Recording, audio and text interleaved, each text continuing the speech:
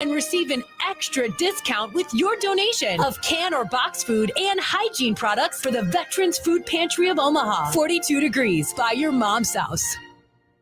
How would you like to come home to a bartender who will fix you any cocktail you want? I'll have an old-fashioned. I'll have a margarita. Now you can with the Bartesian Home Cocktail Maker. Bartesian is a sleek machine the size of a coffee maker that makes premium cocktails at the touch of a button. Choose from over 50 different cocktails, from classics to the most exotic premium cocktails served in the best bars today. You'll always get freshly mixed, perfectly balanced cocktails with the Bartesian Cocktail Maker. And now get Bartesian's best Black Friday deal ever at bartesian.com/enjoy. Entertaining? The Bartesian is ideal for parties. No need to stock all kinds of individual mixers for complicated recipes. Every guest gets the cocktail of their choice in seconds. The Bartesian makes a wonderful gift for anyone who loves a fine premium cocktail. Now get Bartesian's best Black Friday deal ever. It's available right now, only at bartesian.com/enjoy. That's BARTESIAN.com/enjoy for Bartesian's best deal ever, only at bartesian.com/enjoy. From basketball to volleyball, baseball to softball, soccer, tennis, and so much more, the Creighton sports season is packed with action. The 1620 The Jays podcast, presented by Barry Law, covers it all. Each week, we visit with Blue Jay athletes and coaches to hear their stories and document their climb through the Big East Conference. The 1620 The Jays podcast drops each Friday morning and is found at 1620thezone.com and all major podcast platforms. Just search 1620 The Jays. Covering all things Creighton Blue Jays, it's the 1620 The Jays podcast, presented by Barry Law from 1620 The Zone. Your Big East champion Creighton men's soccer team hosts Missouri State in the first round of the NCAA tournament today. Kickoff is at 4 o'clock at Morrison Stadium. Tickets available at gocreighton.com/soccer tickets. Creighton versus Missouri State. Men's soccer today at 4. Shop Woodhouse Place Hyundai and Nissan, 144th and Giles. KOZN, Bellevue, Omaha, Council Bluffs. A crossover is crossover dribble. Sing for the crossover. Kyrie Irving, crossover in the lane. One of the most famous crossovers of all time. Behind the back, an ankle breaker on Chris Paul. Crossover. Double crossover. Crossover continues to evolve. Welcome in to the crossover. I'm Robbie Lula. Connor Happer's here. Hey, it's Robbie. Robbie, we have an early tip tonight for Creighton. 7:30. I love an early tip. No, I would love like a nice 7 o'clock tip. We're gonna get there eventually. Are we? To be fair, I mean we have some 1 o'clock. We do have like a 1:30 next week, so that's nice. That's maybe a little too early. Yeah, a little bit. They overshot it that time. Who's the programming genius at FS1 that just said, give me Nebraska and then give me Creighton, put them back to back? The same guy that was like, it's the Gavitt game. The same guy that was like, we have to show the people Northwestern versus Georgetown rather than a top 25 Creighton and Nebraska. They somehow managed to get all those games on TV, and frankly, it's amazing. They shouldn't be. They should not be. Most of them don't deserve to be. No, not at all. Georgetown is one of the worst basketball teams I think I've ever seen. Yeah. They're really, really terrible. Yeah, they lost 21 straight games to end last year. Yeah, people forget. And then went to overtime with Coppin State and to start the year. And Patrick Ewing still has a job. He still has a job. Somehow. This is his 6th year, I think. Yeah, they're bad. If they hadn't won that random Big East title, yeah, he had to have been fired by now, right? That's right. I almost forgot that happened. Yeah, I think everyone did. Because listen, there was COVID year. They just got mega hot for 4 days. We don't even count it. It was the COVID year. It doesn't count. And then isn't there a big thing like, Georgetown people don't go against Georgetown people, like Georgetown on Georgetown crime? Oh, it's like a Georgetown man. I mean, they fired John Thompson III. I mean, yeah, right. Although like 4 years too late, but yeah, I don't know. You're a little late on Patrick right now, but I don't know. I don't see what the harm in it would be. He would land on his feet. Like he would be able to. He'd be able to do something if he wanted to. The Magic would welcome him back with open arms. Right. He probably ends up back on an NBA staff if he wants to. He could be in a front office or something like that. He can do whatever he wants. Probably doesn't get another college job. He's Patrick Ewing. Just don't be the coach. He will likely the head be coach okay. At Georgetown anymore. Yeah, or maybe the head coach anywhere. Maybe we just don't have Patrick be the head coach. I always appreciate when they line up all the coaches for like the photos at media days, and Patrick Ewing is like significantly taller than everybody else. Well, except for he's not that much taller than Mac. He's not that much taller than Mac, but the Big East has some short coaches. Shaka is tiny. Shaka's really small. What's his name at Seton Hall now? Shaheen Holloway. Shaheen Holloway is really short. I'm not a Shaheen Holloway guy. they've started okay. They're okay. They got beat by Iowa. They got beat up pretty bad by Iowa last night. Listen. They played St. Peter's in one of their first couple of games, which I thought was fun. He pulled the old Marcus Blossom and threw his old school a bone here. Yeah, well, I mean, Nebraska did that with UNO. They're like, hey, bring them to town, Trev. Yeah, it's the throw UNO a couple bones here. Yeah, you're throwing like, hey, here's a little buy game. Yeah. I don't know. I just if they had not won a couple games in the NCAA tournament, there's no way you hire Shaheen Holloway, right? No, I don't think he would have been very hot on the board this past offseason. Dumb reason to hire someone. Yeah. But look, man. It happens every year. It's not a Shaheen Holloway thing, and this is a thing. So I go both ways on this because he probably is a good coach, but at some level, he wouldn't have been noticed if he hadn't got St. Peter's to the Elite Eight last year, which is pretty cool, amazing, and really, really cool. But my thing, just in general, and we can talk about this with football and basketball, is there are good coaches everywhere. Yeah, like Lance Leipold won 1 billion national championships at Wisconsin Whitewater. Great Division III coaches, and right? He gets the next step. Like there's good coaches in high school, and like at some level of randomness, some of those guys, if you pluck them out and just sat them at Nebraska, would be successful. So it's so random. Here's the dirty little secret about what level you end up at in coaching, right? Because I was in this world for like a decade. So there's one variable that is really important, and that's what level you ended up playing at.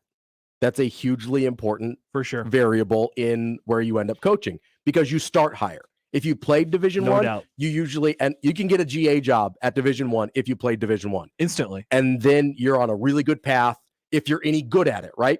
There is still a ceiling. If you're not any good at it, you won't get better jobs eventually. Yeah, if you show an have that GA deal in the first couple of years, and you're off to somewhere, probably a Power 5 school or a high major school, and you're 25 years old. Yeah, and you're on the path to becoming a Division I head coach pretty quickly, right? You could be a head coach by 30, 35. Easy, right? Shire. But let's Shire. I mean, Shaka Smart was really he played Division III, that's the grinder way to do it. But here's the other factor: is how long are you willing to work terrible jobs with terrible pay? How long are you willing to live that way? Because did you guys know that factor. Eric Spoelstra started in the video department and worked his way all the way up? I was unaware of that. To head coach, yeah, it's true. I'm not. That might be an urban legend. I looked it up. So he became the coach of LeBron James, and actually won a power struggle against LeBron James. I know, right? They were 9-8, and Pat Riley's like, no, we're keeping Eric Spoelstra. But that's the other thing is if you did not play at a Division I level or play professionally, you start way down. You have to be willing to take really bad jobs. Yeah, you're gonna pay like $20,000 a year for the first 5 years of your career. If that. Yeah. There's a lot of these that are unpaid where you're having to work another job. There's a lot of these that you're making a stipend. It's not even close to a part-time salary. Yep. There's a lot of these you're making like $5,000 a year. And how long are you willing or able to do that? Do you have some like parents' money that they help you out? Are you married to somebody that has a good job that they can help you out? Are they putting you through grad school or something like that? Are they providing housing in addition to your stipend? Yeah. So those are the two biggest factors in who actually ends up at these big jobs. Yeah. Is where did you play and how long can you suffer through the slog of what it takes to end up at a good job? With that said, I mean, that story, and we know this, the background of Mac, and he played at Northern Iowa, right? Division I, Northern Iowa. He played Division I, but he started his career at, he's got his first head job at Wayne State. But he was like in his 20s, right? He was in his 20s, but to have a Division II head coaching job in your 20s typically only happens if you played at a high level. That's a pretty high, right? Like, so he immediately became. So this is in the late 80s, and early 90s. So it's a different, less. It's a less competitive atmosphere, less competitive than it is now. But the year after he got done playing in Northern Iowa, he was a full-time assistant at North Dakota. Yeah, so it's a Division I assistant job. Yeah. As a 23-year-old, right? Yeah. That doesn't happen if he didn't play Division I basketball. I think that's a full-time assistant. It says he's an assistant, but maybe. But even then, you're working in a Division I at a Division I job. Mm-hmm. I assumed they were Division I by that point, right? North Dakota, I think. But either way, I don't think so. they were Division II at that point. Yeah. So they hadn't moved up yet. But you're a 23-year-old and you have either a Division I or Division II assistant job. It's a pretty high start. Yeah. That doesn't exist if he didn't play at UNI, right? If he didn't play at the Division I level. I don't think so. It's connections. It's who you know. Right. And so, and listen, I'm not. What about Fred? Where did Fred start? Do you think was Fred's first ever job the head coach at Iowa State? No, he was in the front office in the Timberwolves, I think. That's right. So he had the NBA career path. But again, he played in the NBA, boom, instant front office job. Right? I think 2005, he's last on an NBA court with the Timberwolves. And then moves right into their front office, right? I think so. And then is the Iowa State head coach by 2010. Like, you know how how hard you have to work to get the job he had with the Timberwolves? Right. Yeah. If you aren't playing for the Timberwolves. Timberwolves. Played for the Timberwolves. You know what I mean? Like and listen, I understand that the institutional knowledge you get from playing at that level is valuable and it gives you a lot of things. So I'm not even hating on it. It's just a fact of the process that there's a lot of really good coaches that end up coaching at high school or NAIA or Division III or whatever, because that's kind of where their ceiling was in terms of, you've only got so long to progress before you're at an age that people stop looking at you as one of those guys. Yep. You get to like your late 40s and your chances of jumping from like D3 to D1 start going down pretty dramatically unless you're willing to take a job that, again, is not very good and probably doesn't pay you enough for that stage of your life. It's about who you know. I mean, that's in a lot of places, but it especially in coaching. So it goes back to your point. Is Shaheen Holloway a good basketball coach? Yes, probably. I just think, but another big picture idea off of that is, and we can apply it to the Nebraska coaching search, because I've said this, and it's not an excuse for Nebraska being horrible for over the last 20 years and making, some bad hires and terrible decisions. Yeah. Terrible, bad decisions. But no matter how hard you try, I mean, this will be humbling to hear for Trev Alberts. Trev, listen up. He's listening, right, Josh? Always. Yes. So, no matter how hard you try, there's just an element of randomness. There is 100% about all of this. And there's just going to be things that you think might work that might not click, or that you might not know about a guy that for whatever reason just becomes a really big sinkhole in their ability to coach a football team at the University of Nebraska. You could do all the research. Sure. That you and Trev has been doing that for the last 67 days now. He's too many days. Probably more. Too many days. Honestly, we're talking about over a year. We're looking at right around a year. Yeah. Yeah, right around a year. He's been looking around, he's been thinking, I wonder how this would work here. I wonder how this would work here. And the fact of the matter is, you just don't know. This is why I've gotten such a bug up my butt about head coach experience at the Power 5 level, because that can minimize risk. It minimizes risk more than anything else. I think so. Because, and there's still risks. There's a risk with everyone, right? There is a but with every single guy that you could hire, including like Saban for that matter. Sure. Like, but does he have the energy for a rebuild? That's the but with Saban. He's 70 years old. That's what I mean. Yeah. So like every single guy, I know some people are obsessed with Urban. Yeah, but can he do it at a place like Nebraska? Florida and Ohio State weren't rebuilds. Also, it's 2022. Yes. And, he hasn't coached college in a hot minute. It's been almost 5 years. He's been out of the game for a hot minute. Like there's a but to literally every coach. Yep. And so there's no surefire candidate there. But the thing that you can count on, look at the guys that Nebraska's hired that have been not stellar, okay? Scott Frost, no Power 5 experience, only 2 years as a head coach at all. Yep. Mike Riley, totally mediocre as a head coach his entire career. You had an entire track record. Had a bunch of experience, though. Yes, but I said successful. I'm just saying. Yeah. But I think he had moments of success, but he was there long enough to say, hey, he's a mediocre head coach. I would call Mike Riley at Oregon State a successful Oregon State head coach. I would say that he was successful at Oregon State. Now, obviously, didn't translate to Nebraska. But I no, go ahead. But Sorry, you go Bo, no head coaching experience, right? Yep. And he was probably the best of the bunch. You go Callahan, no college head coaching experience, very little experience in college at all. Mm-hmm. To me, that's a red flag. Solich, no head coaching experience at all, right? So you look at the guys and the things that have been issues, and let me flip that same topic the other way. Let's do it. So Mickey, I think one of the key things, and all the guys that Nebraska has hired underwent this same thing, and most recently, obviously with Frost.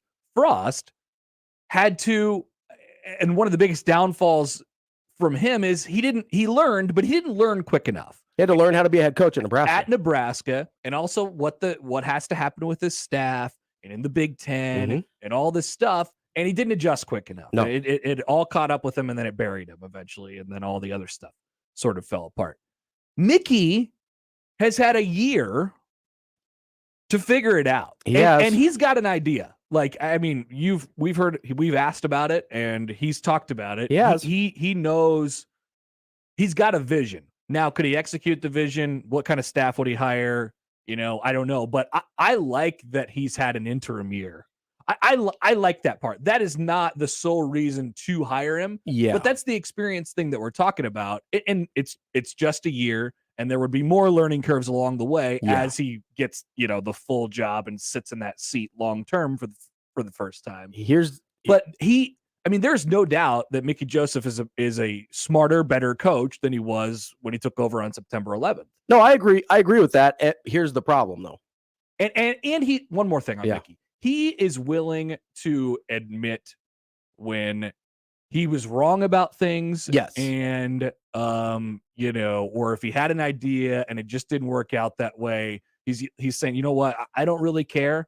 I'm going to swallow my pride here, or that doesn't even exist, because we are going to do whatever it takes. Yeah, we got to learn. That was the issue with Frost. Frost understood that he was wrong, but Frost didn't want to say it out loud. I don't even know that he did understand. He might not have understood he was wrong. I think he struck me as a guy that never could come to, and this is the accountability portion that I've talked about a lot with Frost as part of the problem, but he struck me as a guy that never came to grips with the fact that he might be the problem. Yeah. Yeah. And because just the way he talked about players, other coaches, everything, it always struck me as like, personal accountability. Oh, he doesn't, he doesn't seem to realize that he is part of the bad equation here. Where Mickey certainly does. But to me, while that is a huge positive for Mickey, it's kind of the bare minimum for a head coach. For sure. Like, it's not the sole reason you hire. Part of the reason we're so enamored with Mickey is because of the direct comparison to Frost. He's directly the opposite of Frost. He's like, he's purposefully the direct opposite of Frost. Yes, 100%. Like, he has made it known multiple times throughout this last 6-7 weeks now. Yes, of like, I'm not Scott Frost, and I'm not doing anything that Scott Frost did, which is terrific, right? Yeah. But again, that's the bare minimum of being like an adult functioning head coach. Yeah. I will say part of the thing that worries me with Mickey, obviously he doesn't have any full-time head coaching experience at the Division I level, certainly not at the Power 5 level. And he's only been a Power 5 assistant since 2017. Yep. There's just not that much there. Even these guys that have come from, like Matt Rule's got more head coaching experience than Mickey Joseph has Power 5 assistant experience. I like guys that have been in a lot of different places and have seen a lot of different things. Yeah, experienced things, taken things from different guys, learned from different guys, and kind of run different offenses and defenses. I kind of like guys that have had to overcome a little bit of failure. Yeah. Like if you overcome a little bit of failure and bounce back, that's why a guy like... That's definitely wasn't the case with old Scofro. No, but that's never failed. Famously. That's one of the things about a guy like Bill O'Brien. Now, he was good at the college level, but he got fired at the NFL. Yep.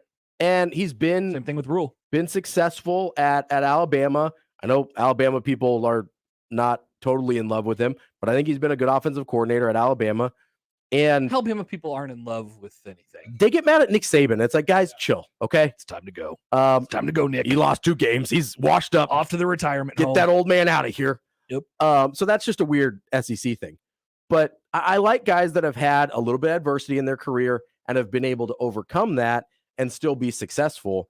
Whereas a lot of times with these shooting star hotshot coaches, you don't know how they are going to react if they. I mean, like Scott Frost started off 0-6. I think and I've been thinking about this too. Like, if we're talking about Frost in particular, you would hope that if he's going to continue on in his coaching career, which I think he will eventually, he will have learned a lot from this experience. You would hope so. And he will be a better coach when he comes out on the other side. You would hope so.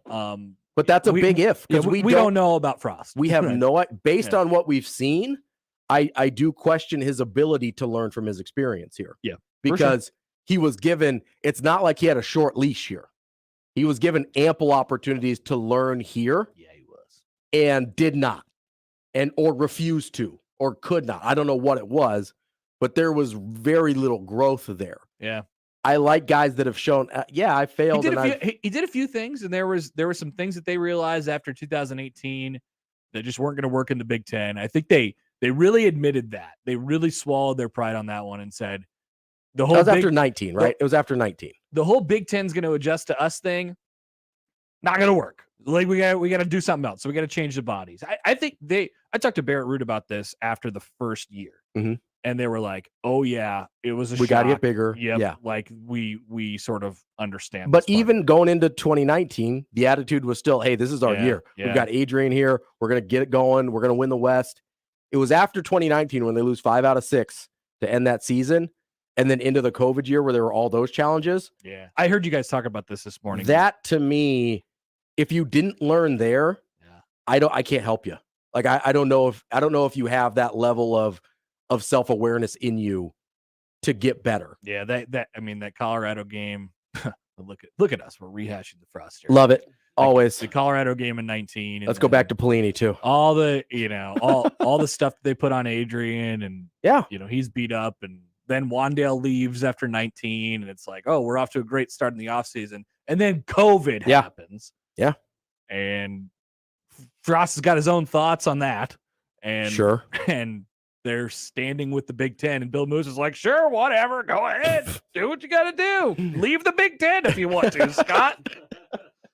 So it wasn't a healthy situation in there from about, not great, from about, I don't know, October of 19 to at least October of 20. And then further, obviously. I would say just from October of 19 on. Yeah. Till September 11th. But you would hope that he would, that 2022, that there was some takeaways from that. Yeah, and there might be. I don't know him personally, so there very well could be.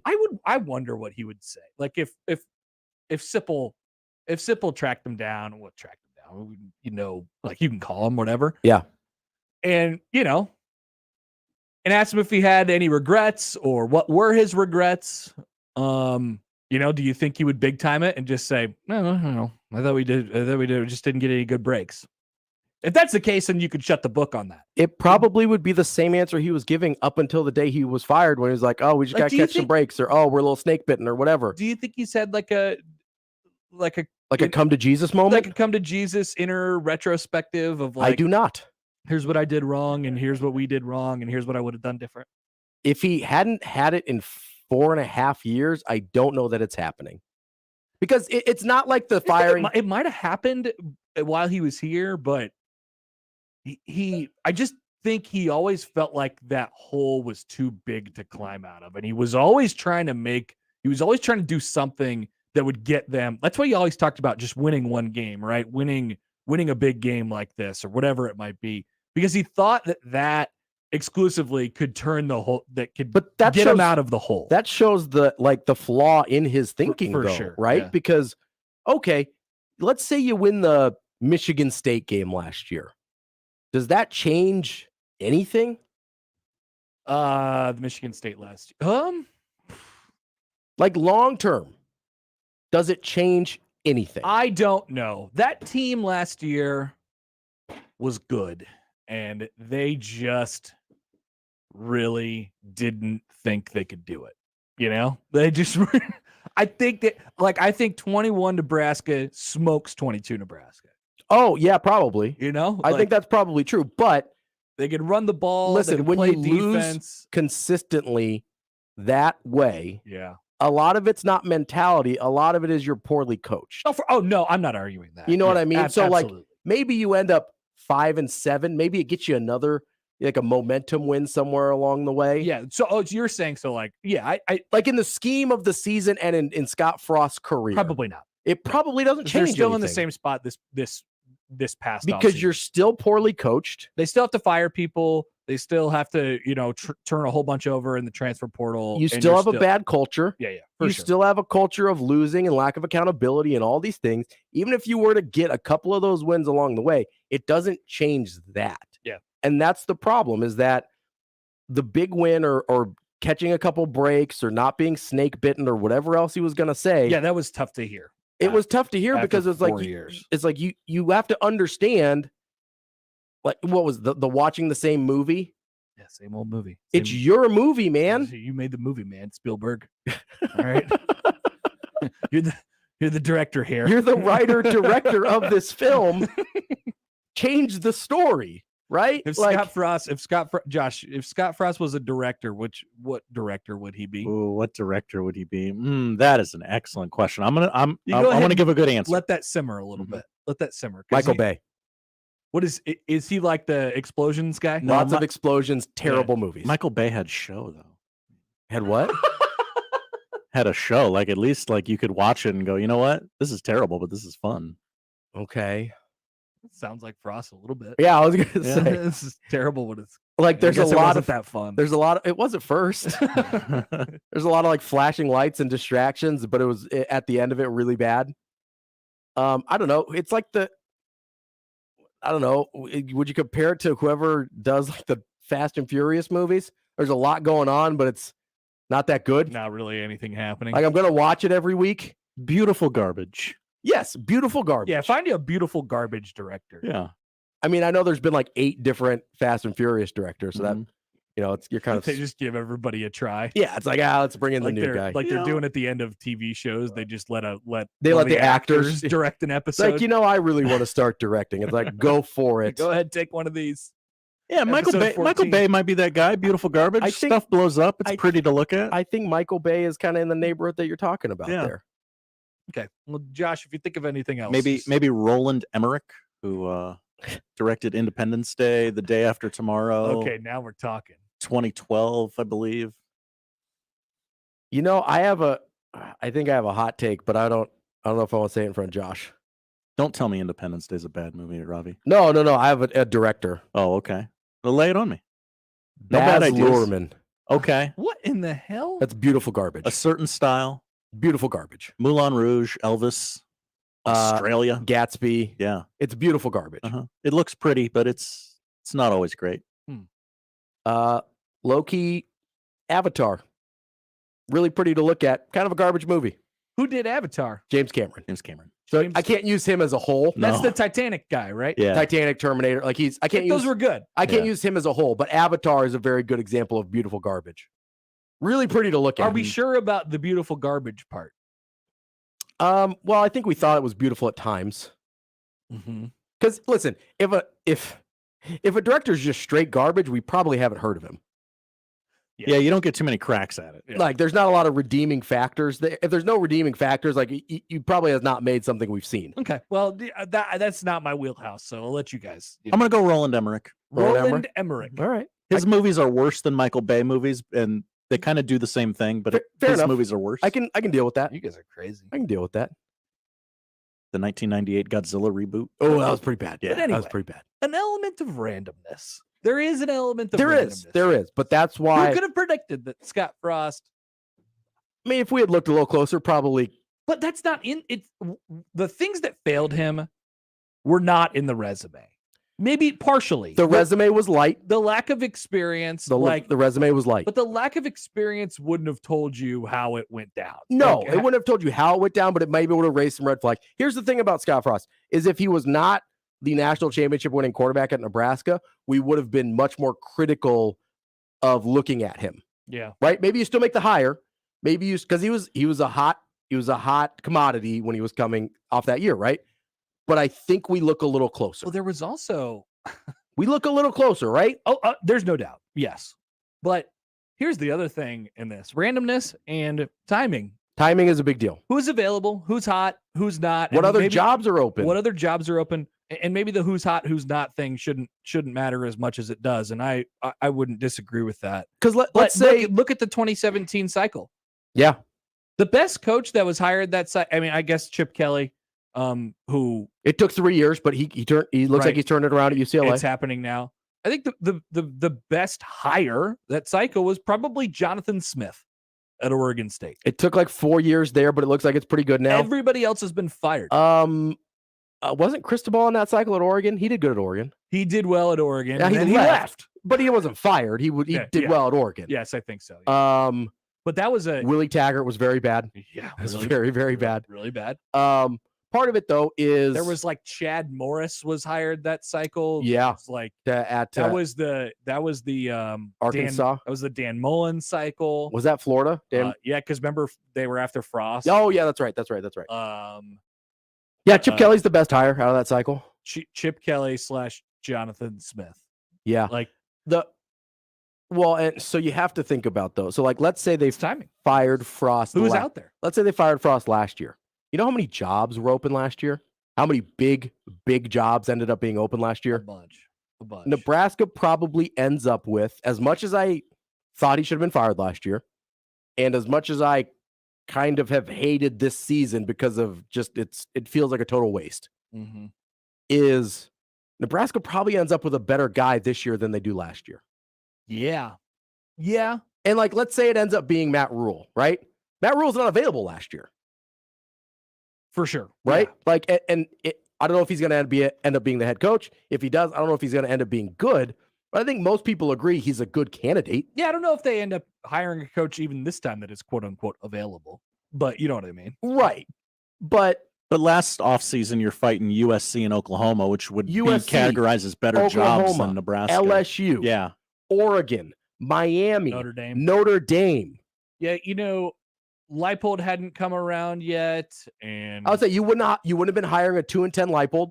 No. Right? No. Matt Campbell is probably the guy. Matt Campbell or Bill O'Brien are probably the guys last year. They probably would have hired Matt Campbell. Because he's coming off a 7-6, but he's only 1 year removed from the really good 2020 year. Or maybe they would have taken a crack at Luke Fickell. But Fickell was going to the playoff. You wouldn't have got him. That's the reason he didn't go to Notre Dame. Yeah. Like, I genuinely believe they probably would have hired Matt Campbell last year. Yeah. And that's right about Fickell. I had forgotten that he was like, hey, will you wait? I would like to do the process, but out of respect for my team making the playoff, I'd like to wait. Yeah. And they were like, no, we can't wait. We're Notre Dame. Yeah. Would they have taken a crack at Lane Kiffin last year?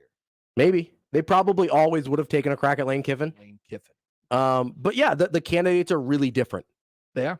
And the jobs open are really different. So you're at the mercy of that. So you're at the mercy of randomness. In that sense, the randomness is uncontrollable, right? But when you're looking at candidates, I do think Power 5 head coaching experience is the biggest mitigator of that randomness. So you're saying out of the pool that we have, like you're. Just in general. Are you marking down the pool with those things in mind, or are you taking the pool and applying those things? I mean, both. Yeah. Really. Like, there's a reason I find Mark Stoops appealing. Yeah. Right. There's a reason. He's in the pool. Yeah. There's a reason. He's in the pool. I know he's not having a good year, but there's a reason that shrinkage down there. Shrinkage of his wins. Shrinkage of his wins. There's a reason that I find Matt Campbell appealing, right? He's got a ton of head coaching experience for his age. Also in the pool, also having shrinkage. Yes, a lot of shrinkage on his wins. It's part of the reason I'm a little hesitant on a Lance Leipold. He's only got 2 years at Power 5. One of them's a 2-10, right? And after his starting quarterback has gone out there 1-4. Mm-hmm. Doesn't mean he's not a good head coach, but it's a little bit of hesitation. Yeah. So I guess what you're asking yourself is, and we got to wrap this up here soon, but I guess what you're asking yourself is, what are you willing to give up? Like, what risk are you willing to take? Exactly. Yeah. What are you willing to give up? What risk are you willing to take? What is the but you can live with? What are you willing to I don't know about ignore, but what are you willing to sort of give up because he gives you that much more from a resume perspective or a leadership perspective or a recruiting perspective? What red flag to you matters least? Yeah. That's what it is. That's kind of it. And to me, more red flags are eliminated with Power 5 head coaching experience than with any other qualifier. We look forward to the person that they hire in 10 days. Yeah, 9-10 days. And we will evaluate them under these circumstances. Oh, yeah. We will go over that resume with a fine-tooth comb. Guess what? Nobody's going to agree on this one. We got nothing else to do. I thought that everybody might agree, but I don't know. No, that's not going to happen. We have some audio, by the way, from Trev last night on his radio show. You got some Trev audio? Yeah, he sort of started it by talking about he clearly understands how much conversation and interest there is in this situation. I would hope so. And he has also clearly heard all of the rumors and all the things that are being said, because I'm sure he gets asked by It'd be hard people not to. that are close to him as well.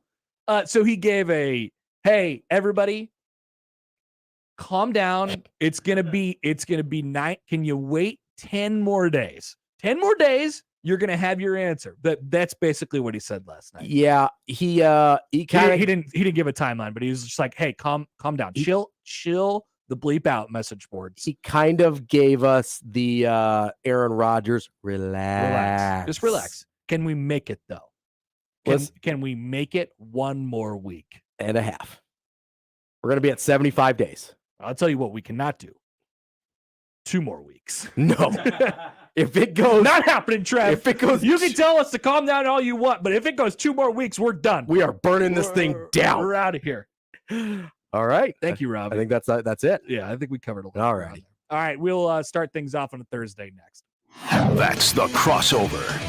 The Connor Happer Show is next on 1620 The Zone. Previously on the crossover. Ancient Egyptians created the tradition of funeral processions. Did they drive cars? And their early rituals carried unique meaning and purpose. Also known as motorcades, processions started back in ancient Egypt. The deceased would be placed on a sledge to be pulled by men attending the funeral or oxen. That's pretty much what we do now. I'm going to need you to fast forward a couple thousand years here, Josh. Mornings on 1620 The Zone. The Connor Happer Show. Unsportsmanlike conduct. 6A to 6P. 1620 The Zone. Your Omaha area forecast from the Godfather's Pizza Weather Center and KETV News Watch 7 on 1620 The Zone. A chance for a quick hit of light snow or flurries Thursday morning, mainly before 9 a.m. Otherwise, expect a windy and cold day ahead with mostly cloudy skies. Highs will top out around 30 around lunchtime, then slide into the 20s later in the afternoon. Wind chills in the teens. I'm meteorologist Sean Everson from KETV News Watch 7. Equitable Bank. We take banking personally. EquitableOnline.com. At Dingman's Collision Center, you voted them first place in Best in Omaha for the past 17 years. So they want to say thank you for choosing the Dingman family and their incredible technicians to repair your vehicles. At Dingman's, they'd rather be the best than apologize for anything less. Hi, this is Kathy Knoyer. 'Tis the season at Glasshouse Market within Knoyer Garden Center. We'd like to be a part of your family's holiday tradition. Whether you're looking for a gift for that special someone or a wreath for your front door, we'd like to invite you to shop our stunning holiday market, full of Christmas decor, novelty items, and fresh greens. Shop Glasshouse Market, located within Knoyer Garden Center on 66th Street between Cornhusker and Highway 370 in Papillion. At Knoyer Garden Center, everybody's got a green thumb. When I need a new furnace or AC, I choose a company that provides solutions that meet my needs and budget. When my furnace or AC needs repairs, I call a company with reliable technicians, not commissioned salespeople. When I need a straight answer, I choose a company that is honest and has integrity. At Standard Heating and Air Conditioning, we provide the best solutions for your needs and budget. It's just part of the way we do the things we do.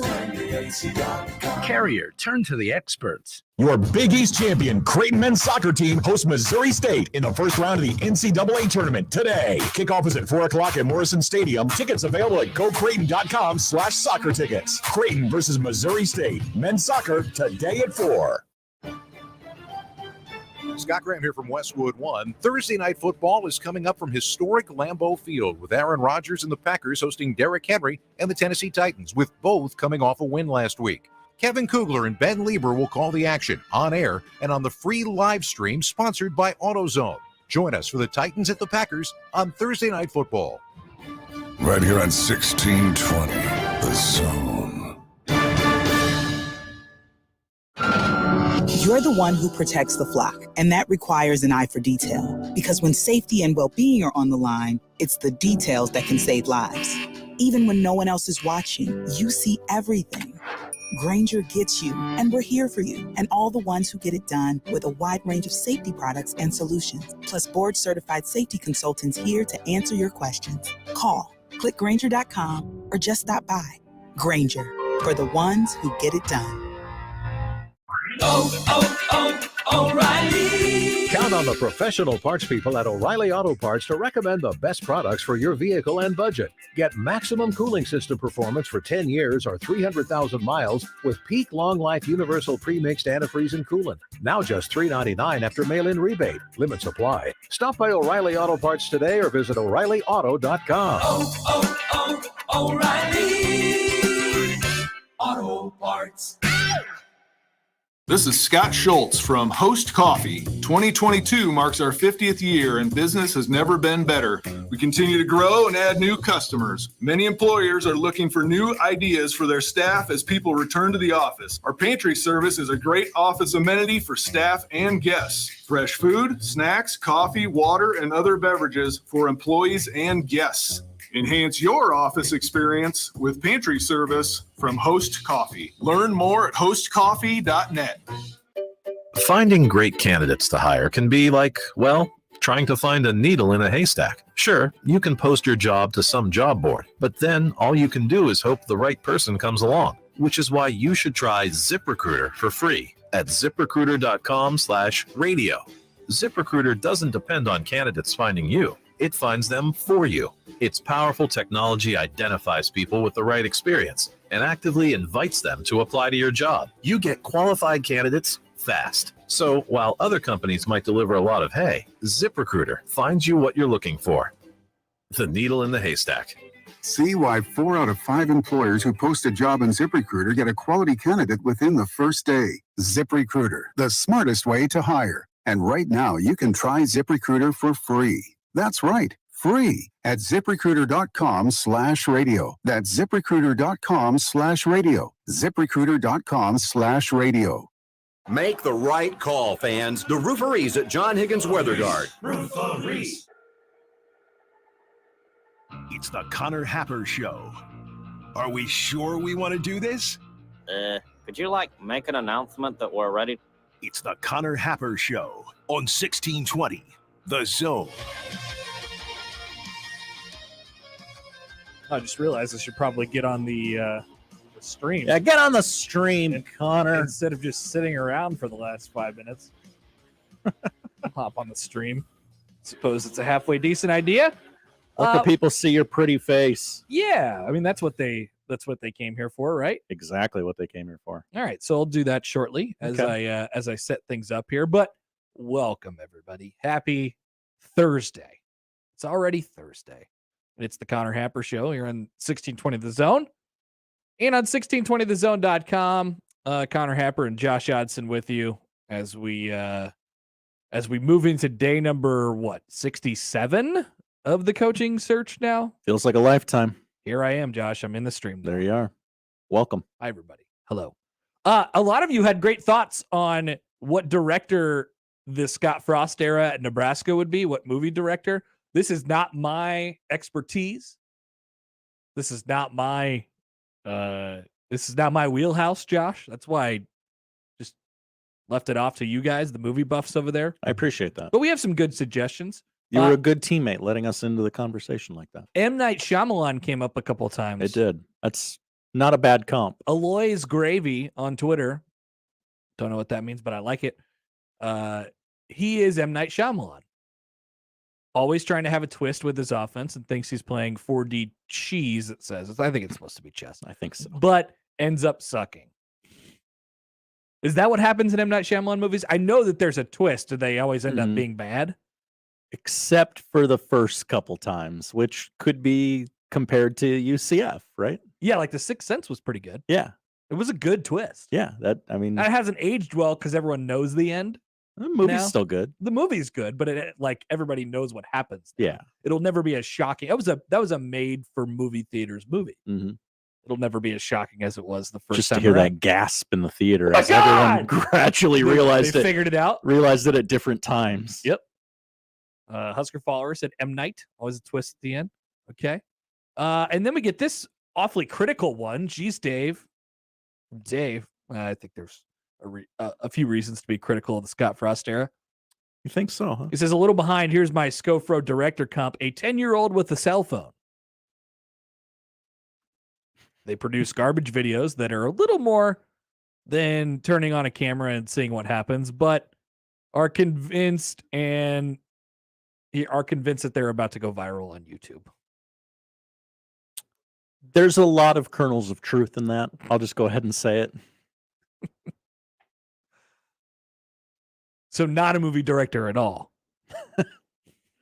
Just a kid who's trying to go viral on YouTube.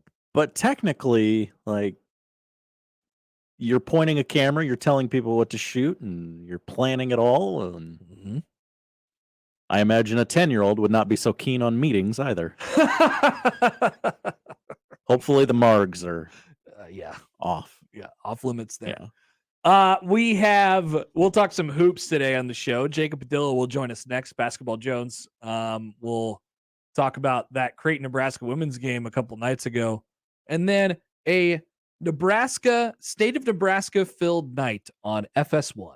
Nebraska playing St. John's at 5:30 and Creighton taking on UC Riverside at 7:30 in their final tune-up before Maui.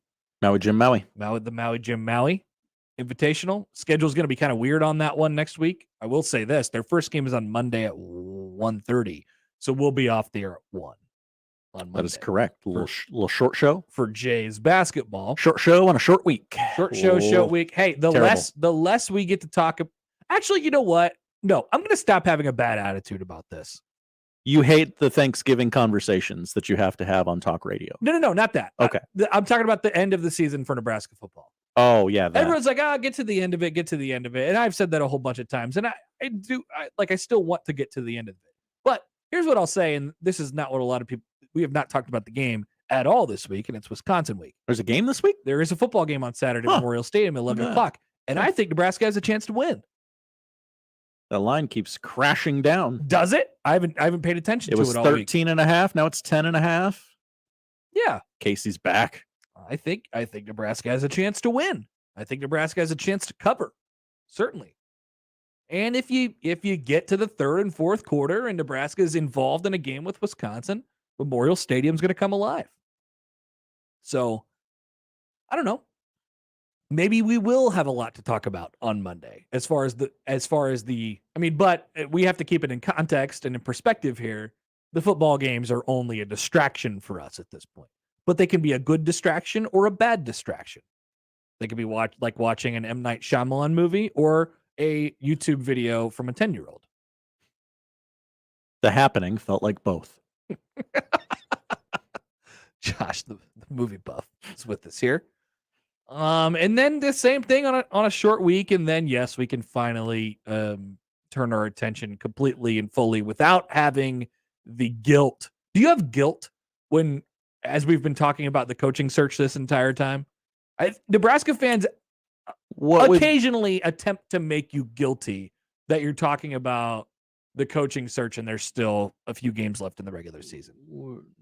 No, you have no guilt. Why would I talk about games that are meaningless? Well, they're still playing. The boys are still out there. Yeah, they're putting in the work, and I appreciate that. The boys are putting in the work, Josh. You clearly don't appreciate it. The Cal Golden Bears are still putting in the work, and I'm not talking about their games. Yeah, but you've never talked about the Cal Golden Bears games. We talk about the Nebraska games. I don't talk about irrelevant things. And then we spend the entire offseason. Well, yes, you do. Well, no, yes, okay. Yes, you do. No, that's fair. You better Okay. watch it. Let me walk that one back. You talk about irrelevant things all the time. Good catch by you. But then we spend the entire offseason talking about the 12 games of the next year, and we get to September this year, and we had 3 games, and they were a dumpster fire, and then we just let the rest of the season just sift off and die. We gave up an entire year of our lives. So, and I told him, every year in like April, May, June, July, I tell myself, like, you know what I'm going to do this year? I'm going to be really, like, I'm not going to take any of these football games for granted. You only get 12 of these. And then I hate the football games. Yeah. I hate when the football games are happening. I want to talk about anything else but the football games. That's the conundrum with Nebraska football fans right now. And sports radio hosts. Make some of these projects watchable and all. Yeah, we'll definitely, but there is a level of guilt of wishing the season away. So we're not going to do that the next 2 weeks. Will you agree to that with me, Josh? I'm in. Okay, you will? You jump, I jump. This is surprising. No wishing the season away anymore. I've already done it a whole bunch, and I don't like myself because of it. No more wishing the season away. We're going to live in the moment. Whatever rumor pops up, we're gonna definitely have that too. But we're going to devote some attention to the football games. Plenty of room for both in a 4-hour show. Absolutely. We'll talk about it today. We'll talk about it tomorrow, of course. And then next week is a short week. We'll only have 3 days to talk about it and an hour off. So guess what? We're going to get ready for Iowa because next week is Iowa Hate Week. Iowa Hate Week. And today, we're doing it for Milt. We could start today. It's Wisconsin Hate Week. Oh. We still hate Wisconsin, right? Which interim coach is turning around their program more?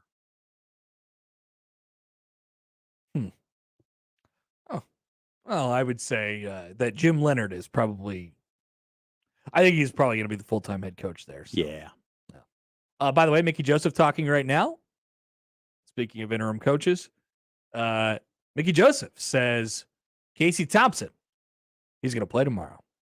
Unless he wakes up tomorrow and he says, my whole elbow is numb, Casey Thompson will be your starting quarterback on Saturday. Just the way that's worded is very peculiar. It makes me think that it's on the table. Is it possible?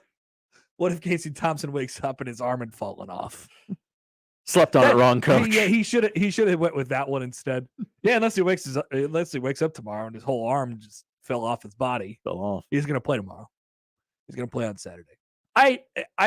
We got that sense on Tuesday when he talked, and I've sort of been operating under that theory this entire week. Okay, come on, football game, excitement, positivity, senior day, anything can happen. Casey Thompson is going to play. Nebraska is going to have a chance. Is he at full strength? I don't know. Can he feel his pinky? I don't know. Can he spin it? That's all we need to care about. And can he spin it better without a pinky than Logan Smothers can with all of his extremities? Or Jarrett Sinek, or Richie, or Heinrich Harburg, or Matt Masker, or high ankle sprain Chubba, or the punter on a fake. I think the answer is yes. Okay. So Nebraska will have their starting quarterback, it seems like, on Saturday against Wisconsin. Maybe that line will creep down just a little bit more. All right. We'll have fun today on the show because we're going to have fun. Damn it. It's fun. Fun. We will talk about the coaching search as well. A couple things, questions on that, as we always try to get people thinking at least a little bit. Jacob Padilla is going to join us here in just a couple minutes to talk hoops with him. Sam McKewon at the bottom of the 11 o'clock hour. Michael Bruntz in the noon hour. The lineup is powered by the Rooferees at John Higgins Weather Guard. We will talk Nebraska and Creighton basketball. Nebraska heads to Carnesecca Arena in Queens, where they were N1 mixtape toured 5 years ago with a pretty good team. So another matchup in the Gavitt games for them. Creighton has their last tune-up before the Maui Jim Maui, and their toughest tune-up, according to the lines anyway. Creighton an 18.5-point favorite tonight. on FS1. They've been basically 30-point underdogs or 30-point favorites the entire year. Also, Greg McDermott's Twitter was hacked. Don't buy a PS5 from Greg McDermott.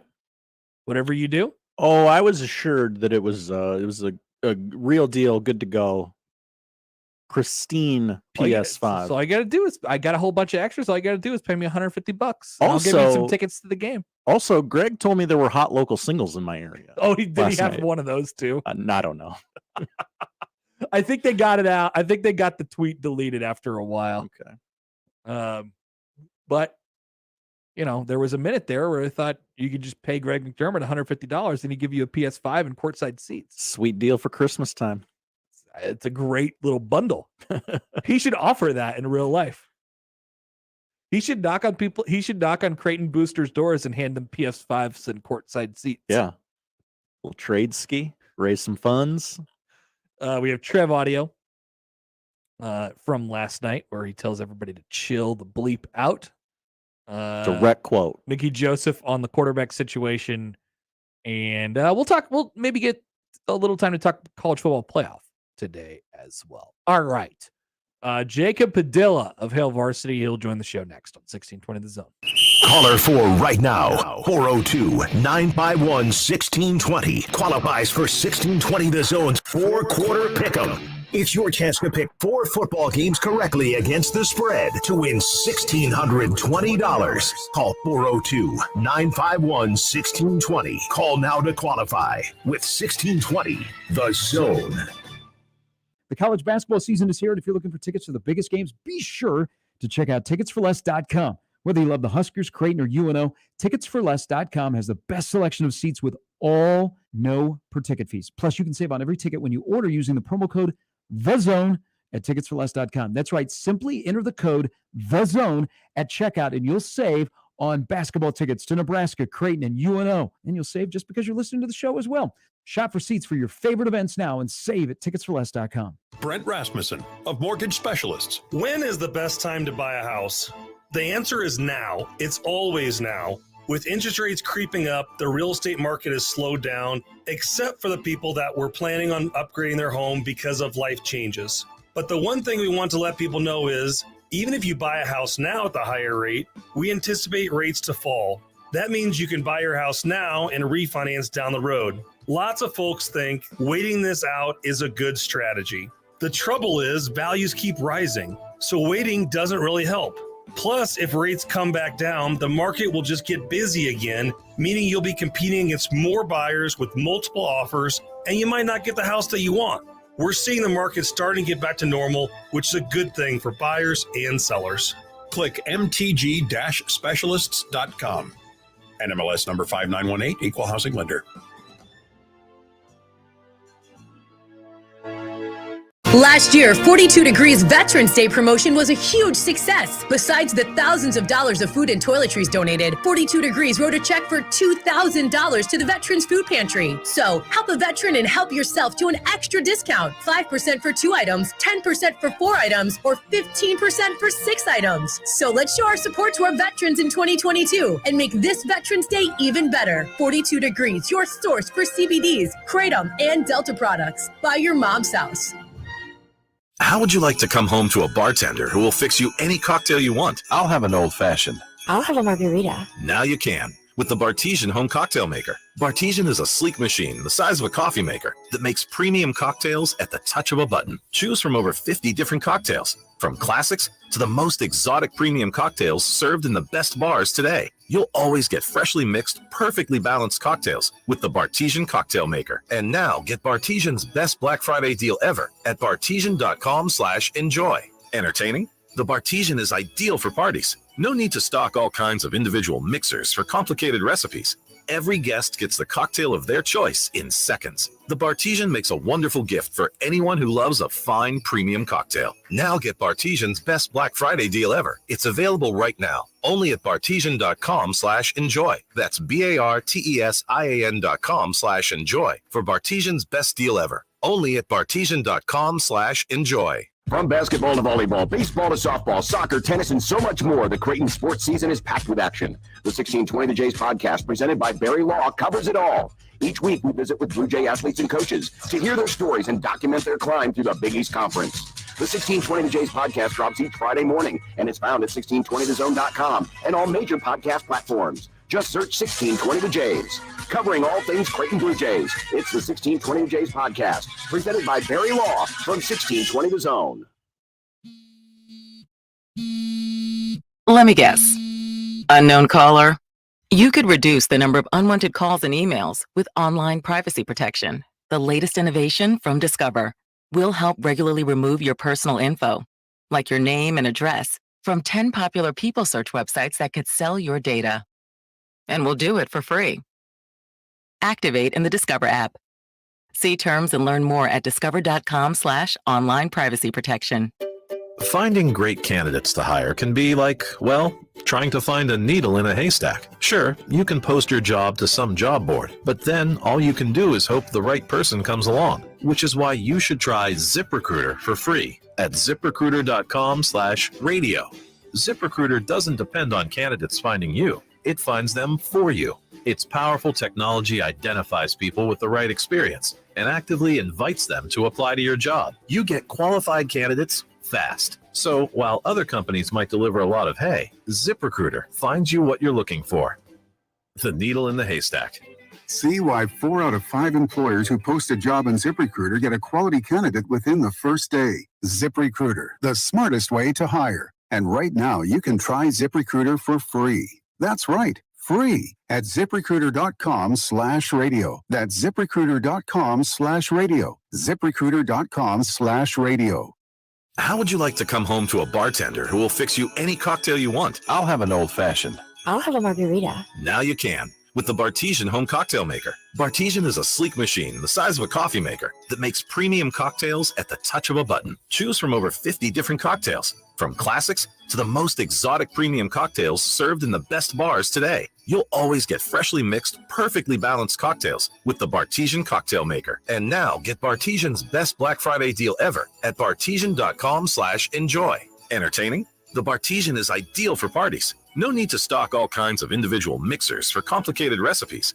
Every guest gets the cocktail of their choice in seconds. The Bartesian makes a wonderful gift for anyone who loves a fine premium cocktail. Now get Bartesian's best Black Friday deal ever. It's available right now, only at bartesian.com/enjoy. That's BARTESIAN.com/enjoy for Bartesian's best deal ever, only at bartesian.com/enjoy. Shop Woodhouse Place Hyundai and Nissan, 144th and Giles. KOZN, Bellevue, Omaha, Council Bluffs.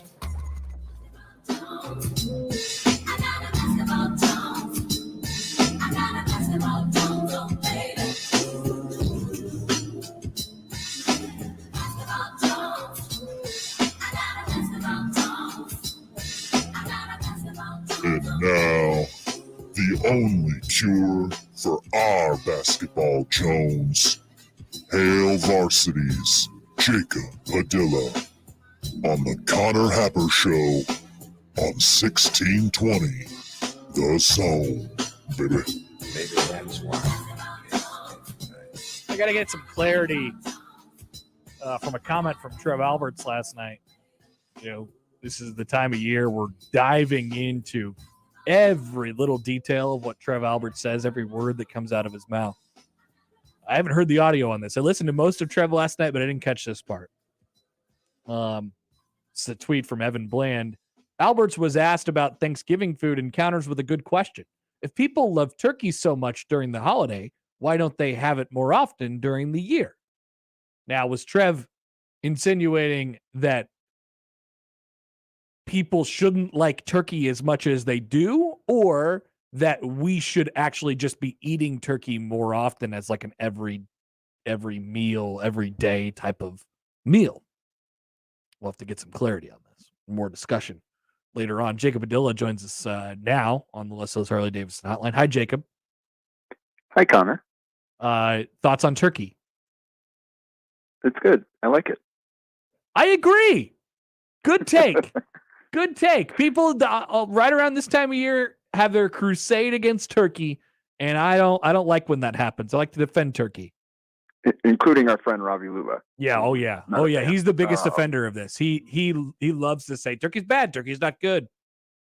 Yeah. I mean, I enjoy it. And I think part of, the novelty of it makes it more special. Like, and I think it's the effort you have to put into making it. Yes. Like, it's impractical. Turkey. Yeah. That's probably part of the reason why it's not a more regular food item, I guess. And who knows? Maybe there are some people that do make it more regularly. I mean, if it was a normal thing to do, I would put a turkey in the oven, once a week or something like that, and then just have a turkey all week. But it's not a normal. It's not a normal thing. People would. Yeah, exactly. I don't know.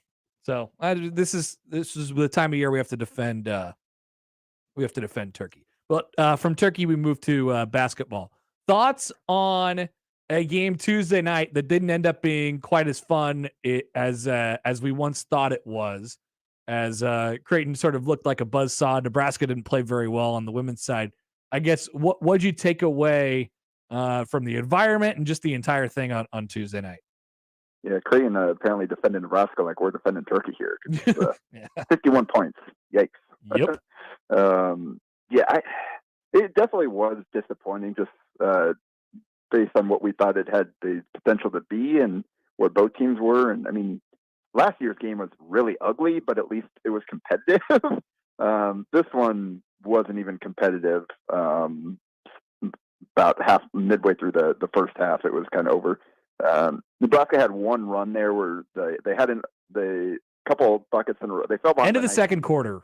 Yeah, had a couple buckets in a row, had a wide open three to cut it to 10. And at that point, they make that, and Creighton's probably calling a timeout. You got the momentum, and instead they airballed it, and Creighton stretched it back out to 19 and went into halftime up 17. So that was basically the game right there, I think. It didn't get closer than that in the second half. No. But it just looked like Nebraska wasn't ready for that game. I thought so too. I don't know how much you put that on the relative schedules they each played, because Creighton's obviously already been tested going on the road to both South Dakota schools, teams that have given them trouble in the past. Jackrabbits obviously ended the season ranked. South Dakota made a deep tournament run last year, and Nebraska played two cupcakes, and that wasn't even close to what they were going to see against Creighton. So I thought Nebraska looked sped up for a lot of the night. They for sure. Very rushed. There were some bad passes. Again, that air ball on a wide open shot for a good shooter. It just looked like they were kind of pressing all night. Like they weren't like, whoa, what is this? And their offense wasn't crisp. It got bogged down. They're trying to force things too much, which led. I mean, they had 4 or 5 travel calls. Oh yeah, a whole bunch. Their 18 turnovers. Yep. So they just for whatever reason they just kind of weren't ready for what Creighton threw at them. Yeah, I mean, on the other side though, I agree with you. And Nebraska, maybe their schedule will start to toughen up a little bit, and maybe they could use that, as a punch, an early season punch that they needed to sort of absorb to make them get better as the season goes along. But I mean, the takeaway from that is Creighton. And I know they didn't get a whole lot of resistance, but that is a very, very, very good team. And they know exactly what they're doing, and they have the perfect players for it. And I know that but I wanted to ask you specifically about Jensen, because she didn't pop all that much. But what she does is whether has the basketball in her hands or doesn't have the basketball in her hands. I mean, she looks like, and I said this to a couple people on Tuesday, she's got a lot of her former teammate Caitlin Clark in her. And she just does some things with the basketball and without it that make everybody else a little bit better in her movements and stuff like that. Creighton is really, really good. And it's hard to expect an Elite 8 run or whatever, but that's a team that could really make some noise. Well, and if you had told Amy Williams going into that game that Jensen and Emma Ronsick would combine for 18 points on 6 of 24 shooting, I bet she thought Nebraska would have had a really good chance in that game, and they lost by 26. Yeah. But Ronsick scored 5 points on 1 of 8 shooting. Jensen had 7 assists and 6 rebounds, but scored 13 points on 16 shots. So they weren't even firing on all cylinders. It was the others. It was Molly Mogensen, who had 19 in the first half, finished with 22 on 9 of 14 shooting, hit 4 threes, scored from all 3 levels. She was the one that really got them started, hitting some tough shots early on, getting to her spots, and just knocking down everything. And then Carly Batchelor, who was starting for injured Rachel Saunders, Rachel's their toughest defender. She's going to be the one hitting the floor for every loose ball, just brings so much energy to that team. And to play like this without her in the lineup and have Batchelor, who did start last year, come in and score 15 points, grab 6 rebounds, and she was the primary defender on Jazz Shelley, who finished 4 of 14 in the game. So it really was the others. Even Morgan Molly, 16 points on 6 of 13 shooting, that's a good game. It's not like a special game for her. She's capable of much more than that. So it wasn't a case where Creighton was necessarily firing on all cylinders. It was players further down the scouting report that stepped up and really carried them to the win at huge games. So that shows how dangerous this team can be when you've got basically 1 through 6 can go off and score in double figures in any given game. Let's go to tonight. Nebraska and Creighton both play. Creighton's gearing up for the last one before they head to the Islands, and then Nebraska has their first test of the year with St. John's on the road, back to back, by the way, on FS1. So you'll be tuned in from, if you're a state basketball fan, you'll be tuned in to FS1. I think Jacob will, from 5:30 to about 9:30 tonight. I guess those two teams have vastly different. And Nebraska's 10.5 point underdogs at this point. Creighton, another double digit favorite to start their season. I guess, what have you seen? Let's start with Nebraska. What have you seen from Nebraska that might be able to get them? Is this a team that you think could go on the road and get a win like this? Because nobody's exactly sure what to think about them yet. Yeah, and I'm not sure what to think about St. John's either. Both these teams have played nothing but every team they played has been outside the top 290 in KenPom. So neither team has truly faced a tough opponent, and both teams have kind of had their moments of struggles against these lower level teams. So St. John's is shooting the 3 at a much higher rate than I expect, and I don't think they're going to continue this all season long, considering they've got some pretty bad shooters that are hitting at a high rate right now. And David Jones is shot 20-something%, I think, last year. Montez Mathis isn't a great shooter and has been lights out. David Jones is like a 20 points a game guy right now. Yeah. There's definitely some early season variance going on with some of their shooting numbers. But the question is, when do they regress to the mean there? Yeah. Does it happen in this game, or is that something we're looking at further down the line? If they're shooting over 40% from 3, Nebraska might have a tough time. And a lot of the talk was about St. John's relentless pressure and full court and all that type of stuff. But interesting thing so far is that St. John's, it has been their offense so far this early in the season, and Nebraska is actually forcing turnovers at a higher rate than St. John's is at this point. That was kind of the focus, but we'll see how that plays out. St. John's plays at a really fast tempo. They were first in the country last year in possession length and adjusted tempo. They're 5th right now in both those stats going into this game. So Nebraska's transition defense has to be locked in. That's something that in the exhibition games that I thought was pretty poor. So they're going to definitely have to improve in that. Missing Derek Walker, most likely. I'm assuming he won't play again tonight. That hurts. They've got a big guy, and Joel Soriano has a couple of double-doubles already. He's not necessarily Nikola Jokic down on the block. Like, he's not a guy that you're going to run your offense through, but he can get the job done. 6'11", 260. So this will be a real good test for Blaze Keita. Soriano isn't a stretch guy. He's a guy that's going to do his work in the paint, and those are the kind of guys that they brought in Keita to defend and to go to work against. So a lot of interesting matchups. We'll see. Curious how they defend Sam Griesel. Do they put Posh Alexander on him? Yeah, who it's is one of the best two on-ball weird defenders in the teams, country. huh? Yeah. But he's 6 foot, so like, is he a guy that can get up underneath, get up in Sam's jersey and really make it difficult for him to get to his spots, or is the size mismatch going to give Sam some opportunities to do what he does, to get to his spot and finish over the top? Do they have to put a bigger wing on him? So it'll be interesting to see kind of how they match up both ways. I don't know like who guards the 2 point guards that St. John's has with Andre Curbelo and with Alexander, who are both quick. They combine to average almost 12 assists a game. I'm seeing Emmanuel Bandermill will take one of those guys, but who's going to take the other one? Is it Griesel? Is it C.J. Wiltshire? Neither one of those guys is the fleetest of foot. So there are just all kinds of weird matchups in this game. I think we're going to learn a lot about both teams because I just don't think we know that much at this point based on the level of competition they face. Yeah. And then as far as Creighton is concerned, another sort of tune-up tonight. Ryan Kalkbrenner is 23 of 28 from 2-point range. So that makes him 24 of 29 from the field in his first 3 games this year. I would call that efficient, Jacob. And their shooting woes, that we are maybe slightly concerned about after St. Thomas have sort of, dissipated after the last 2. Is there anything that you're looking for in particular tonight from them before they get on a plane and go to Hawaii?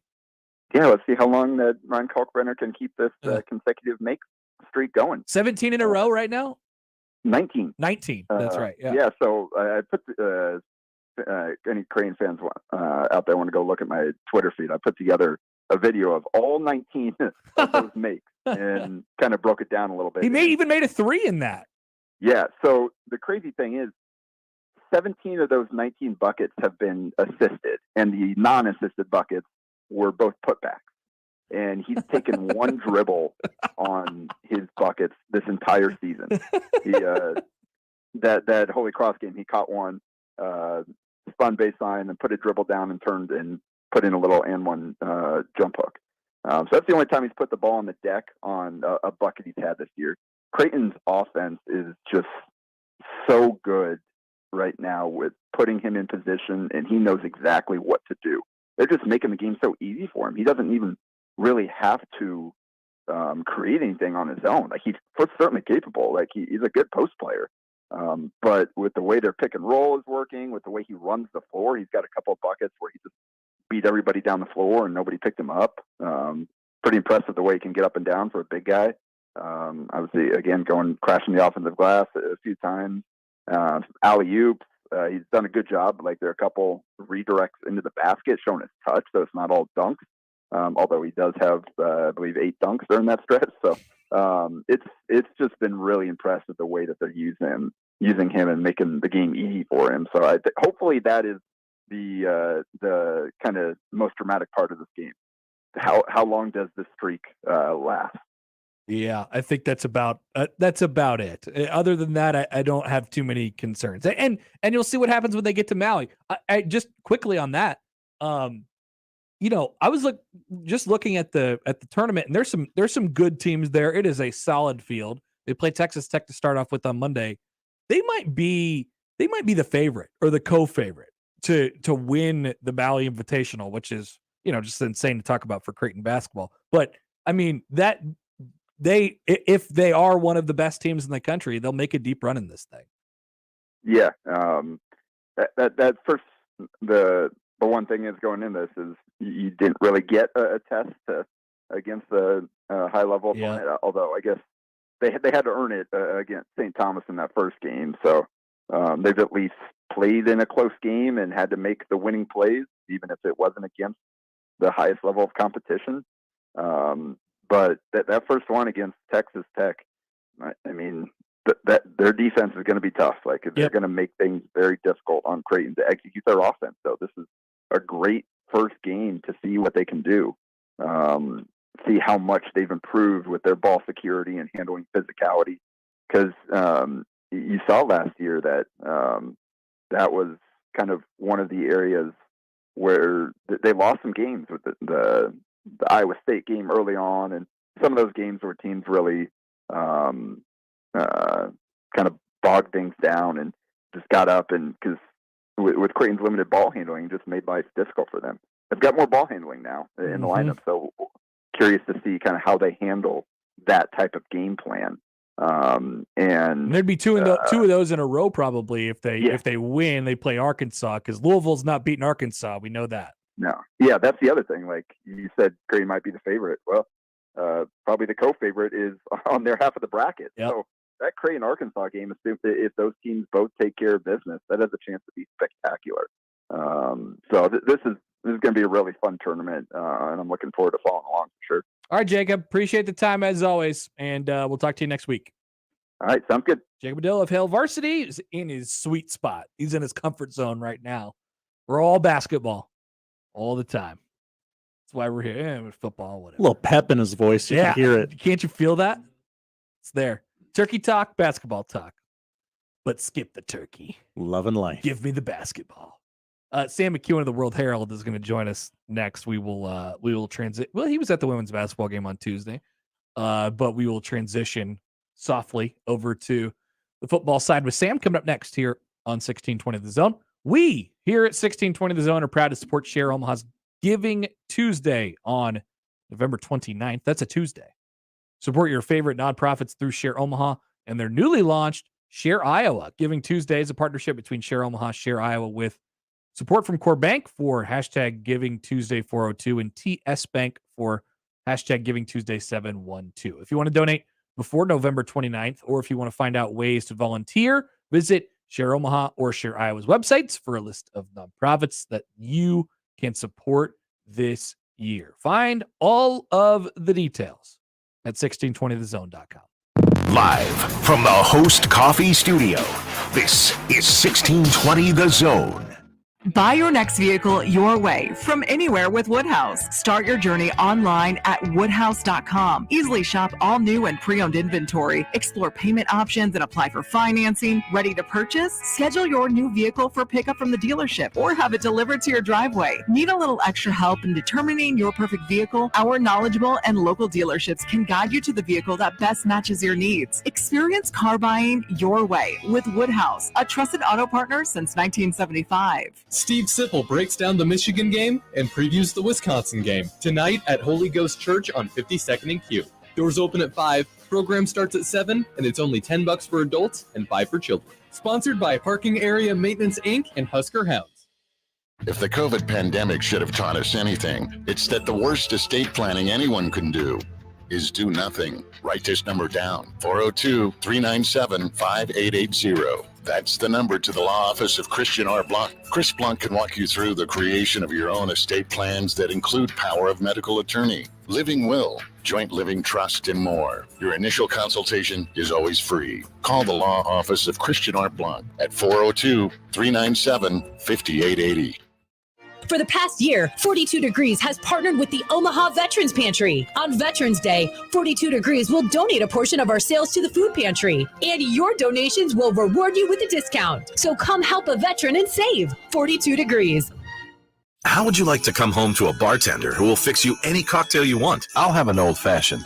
I'll have a margarita. Now you can with the Bartesian Home Cocktail Maker. Bartesian is a sleek machine the size of a coffee maker that makes premium cocktails at the touch of a button. Choose from over 50 different cocktails, from classics to the most exotic premium cocktails served in the best bars today. You'll always get freshly mixed, perfectly balanced cocktails with the Bartesian Cocktail Maker. And now get Bartesian's best Black Friday deal ever at bartesian.com/enjoy. Entertaining? The Bartesian is ideal for parties. No need to stock all kinds of individual mixers for complicated recipes.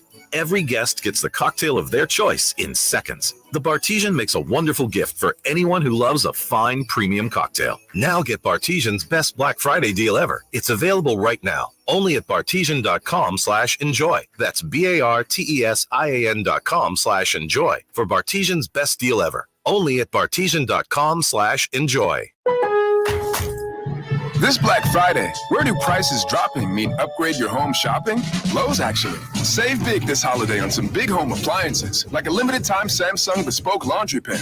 Was $2,898, now $1,719, for a total savings of $1,179. Black Friday is here. Don't miss out on savings for the season and deals to get your whole home ready at Lowe's. Home to any possibility. Offer valid through 11/23. Exclusions apply. See store for details. News Talk 1290 Coil is your new home for Omaha Maverick hockey all season long. Don't miss a single puck drop, power play, barn burner, or any of the action this season. Your home for Maverick hockey, home and away, is News Talk 1290 Coil. This is Scott Schultz from Host Coffee. 2022 marks our 50th year and business has never been better. We are rapidly growing and adding new customers, which means we need new route drivers and service technicians. We have new jobs for those new to the industry with little or no experience, and new careers that require knowledge in the coffee and vending world. There's a good chance we have just what you need in a new job. Host Coffee offers competitive pay and understands the work-life balance. Apply today at hostcoffee.net/careers and join our team. Hey Omaha Metro, the Salvation Army's Red Kettles are popping up all over town, and that means Ringer Rewards is back. Here's how it works. Volunteer to ring the bell at any one of our Red Kettles, and you'll get a chance to win hundreds of dollars in prizes from local stores. Imagine, if you ring for just a single 2-hour shift, you could win hundreds of dollars in groceries, store memberships, and more. Remember, the more you ring, the more chances you get to win. Sign up now at registertoring.com. That's registertoring.com. Let's get back to the Connor Happer Show on 1620 The Zone.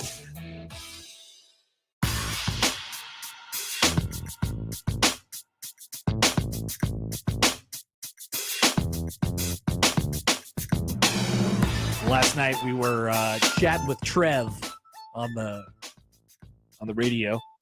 He makes his monthly appearance. Trev and Mickey both, by the way.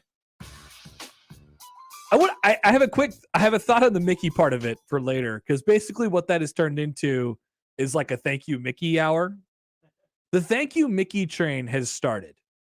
Trev actually talked about it a little bit, and then Mickey had his hour, and it was just nonstop people calling in for the entire hour saying, Mickey, thank you, and you're a great man. And hey, don't you think Mickey's doing a good job, Trev? Thank you for everything you've done. And, I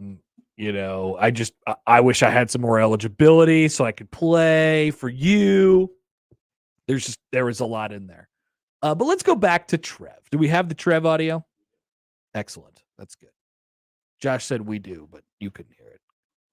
On that topic, on the respect for Mickey part, here is Trev. And listen to how he talks about it. Listen to how he talks about Mickey specifically, and sort of what tense it is in. Go ahead. I got a lot of respect for Mickey Joseph. I really do, Greg. I have been really impressed with his ability to lead during a very challenging time. And,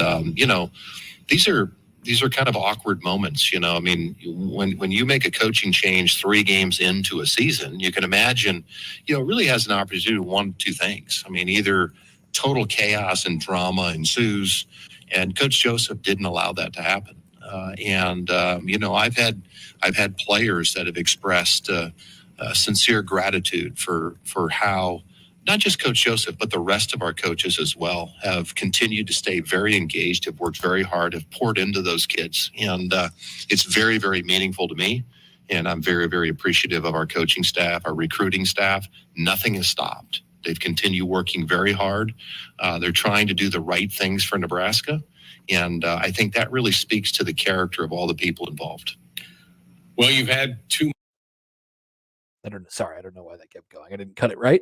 That is Trev Alberts last night on Mickey Joseph. Hey, great job. Got a lot of respect. Did the right things.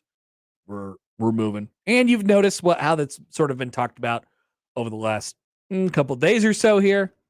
Yeah, probably not going to be me, right?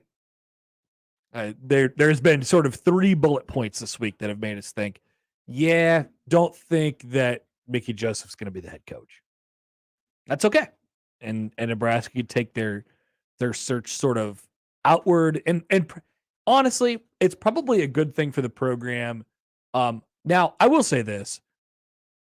Just because Mickey is not the preferred candidate, it does not seem like at this point, it does not mean he could not eventually still become a candidate. But it would become abundantly clear, painfully clear, at why he would become the head coach. And that's because a lot of people said no.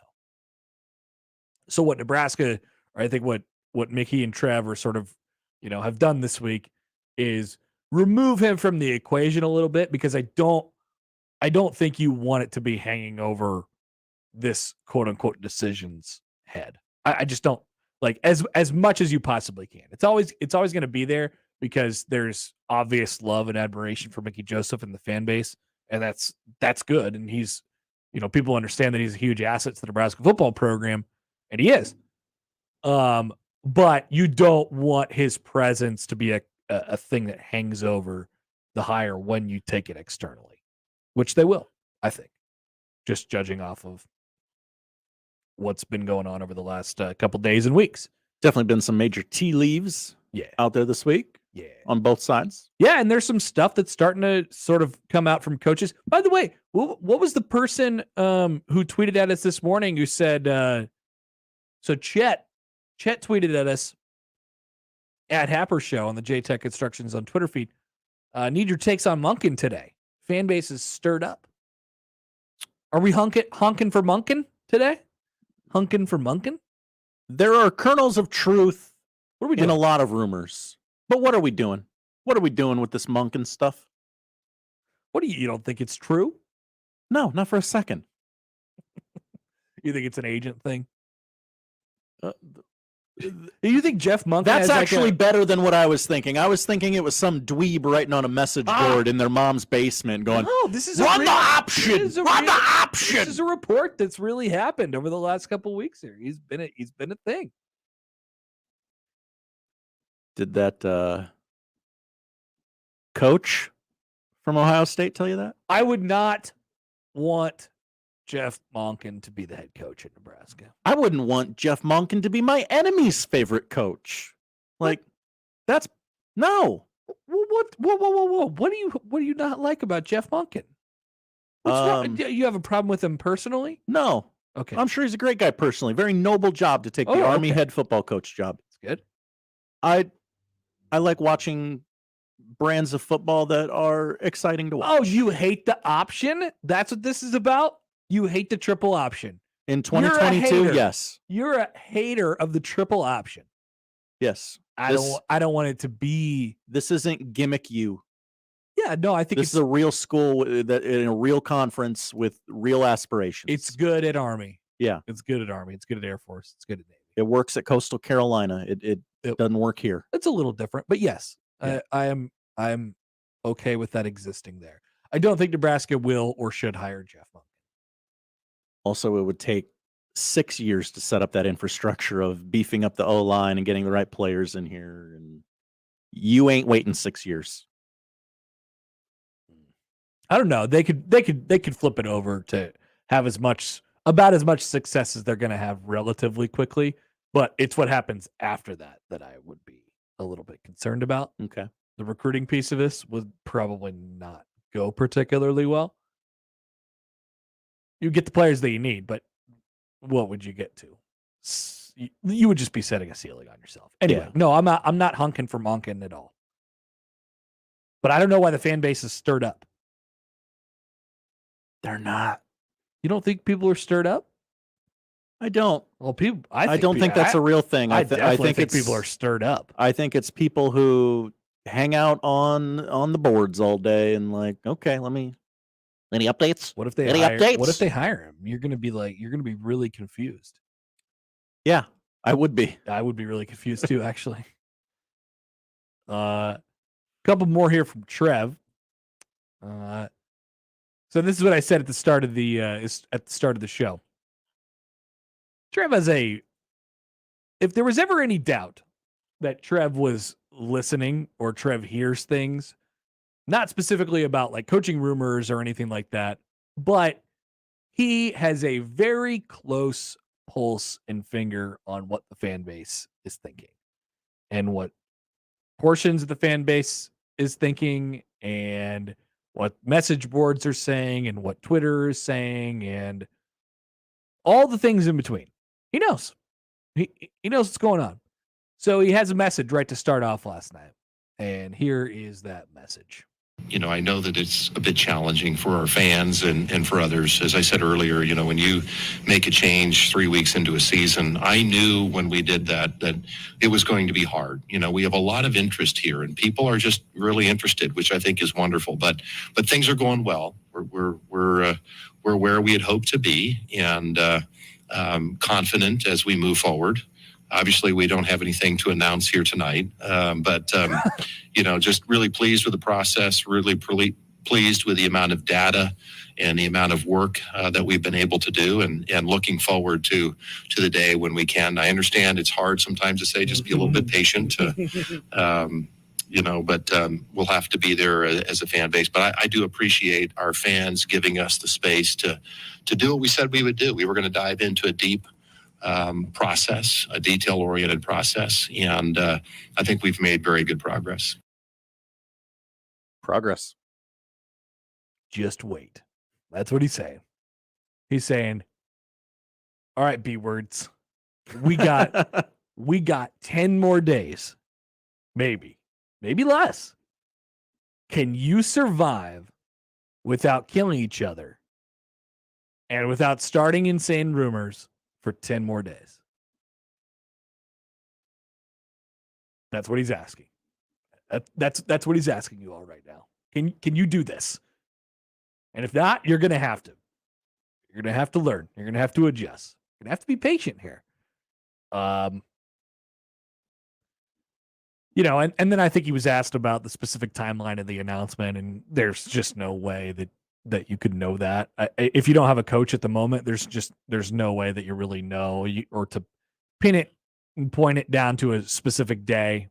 You don't want to put yourself in a bad spot. That's what Trev said last night. You don't want to say, well, I would start to worry if Bill Moose would say something like this. He would. I would start to worry if we don't have a coach by December 1st. December 1st comes and goes. Yeah, and there's no like, coach. What's going on? And Bill's like, it's fine. I shouldn't have said that though. I had to sleep it off. I got a little behind. Come on. Allegedly. Trev not going to put himself in a bad spot. So he will put it on all of us and all of you to say, chill the bleep out. This thing is almost over. We're almost to the finish line. And then that's when the real party starts. That's when you get to ask the real questions and we get to analyze all off season. And by the way, and he also mentioned, as far as the timing perspective was concerned, also, I am very well aware of the dates, such as the transfer portal entry date and the early signing day and things like that. I'm very well aware of these dates. But he didn't go as far as to say, oh, by the way, if we don't have a coach by this day, it's time to panic. That's up for us. That's up for us to make that decision. You panic whenever you feel it's best. We're already panicking. Trev is a very good calm the masses guy. Yeah, but we're not panicking because of the calendar. We're panicking because there's just nothing else to talk about. He is a really good Trev's a wet blanket. Yeah. Trev is kind of a wet blanket. He will not stoke any fires. If there is a little a little spark somewhere in the pile of leaves, in the pile of sticks, whatever, he's going to stomp that thing out. He will not be, blowing air to it or taking a torch to it. That spark's a liability. We're going to have to get that. Exactly. Yeah. Bill Moose is a torch. The Human Torch. Yeah, leave it. It's fine. The Human Torch was denied a bank loan. That's Bill Moose. Trev Alberts is like, oh, how dare you put that cigarette on the ground? I'm going to go ahead and pick that up. Only you can prevent forest fires, I'm going to compost this, and we're going to make sure that it doesn't hurt anybody. Poll question at Happer Show: is Trev Alberts a wet blanket? It kind of is. Dan asked this off of Twitter. Off of the text line. By the way, guys, 1620 The Zone now has a text line Twitter account. Yeah, I noticed. What is a text line Twitter account, you're asking? Yeah, what is that a fan-made account that is following me now, or is that something we did? That is something we did. I didn't get a memo. That is something we did. Okay. So, if you'd like to be an admin on the account, we can share with you the information. That could be used, but Maybe. you also Let's see if it's popping. But you don't have access to the text line, so never mind. You would have no use for this account whatsoever. But if you end up texting something weird or funny or dumb into the text line, we'll take screenshots and we'll put it on there. It will be a source of enjoyment for everybody. Theoretically. I like this. Anyway, Dan says on the text line, doesn't it seem like he has his guy?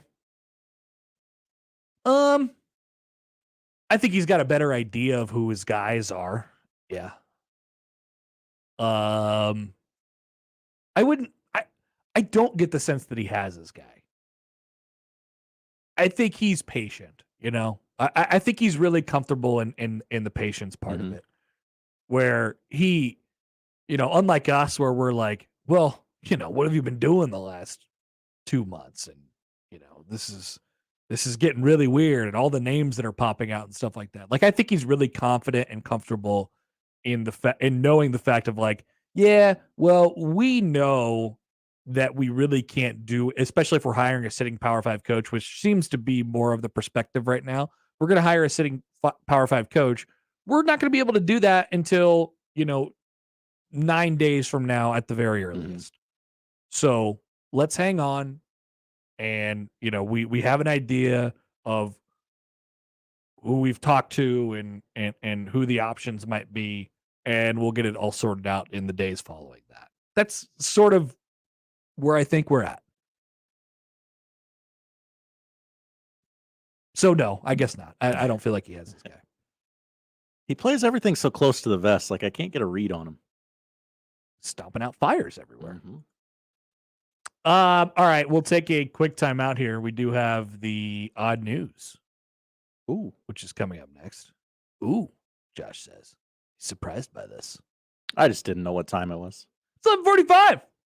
That's the time we do the odd news every day. That's pretty true, yes. Wow.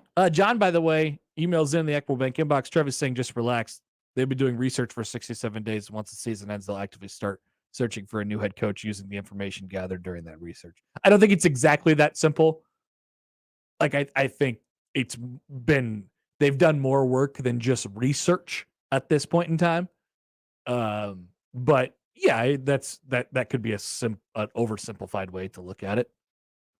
Just no real public, action at this point, because you can't, because I think your new coach is coaching. Occupado. I think your new coach is coaching. Mm-hmm. You let the coach? Doing what coaches do. Coach.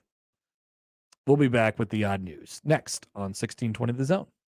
Previously on Unsportsmanlike Conduct. It's frustrating that Whipple just doesn't care. And I don't mean that he doesn't care about the results. He doesn't seem to care about what Mickey wants to do or his opinion on how they need to compete and play in these football games. And that annoys the hell out of me right now. But these things do happen. I mean, you get a coach who, is set in their ways and another coach who's set in their ways. And honestly, John, it comes across like Whipple doesn't respect him. Unsportsmanlike Conduct with John Bishop and Josh Peterson. Weekdays 2 to 6 on 1620 The Zone. Your Omaha area forecast from the Godfather's Pizza Weather Center and KETV News Watch 7 on 1620 The Zone. A chance for a quick hit of light snow or flurries Thursday morning, mainly before 9 a.m. Otherwise, expect a windy and cold day ahead with mostly cloudy skies. Highs will top out around 30 around lunchtime, then slide into the 20s later in the afternoon. Wind chills in the teens. I'm meteorologist Sean Everson from KETV News Watch 7. Equitable Bank. We take banking personally. EquitableOnline.com. With almost everything in life, you have choices. You can pick a lot, a little, or somewhere in the middle. So shouldn't there be an internet plan that's just as clever? One that allows you to add TV or home automation whenever. That's why Cox now offers flexible internet plans, giving you all the services you desire and nothing you don't require.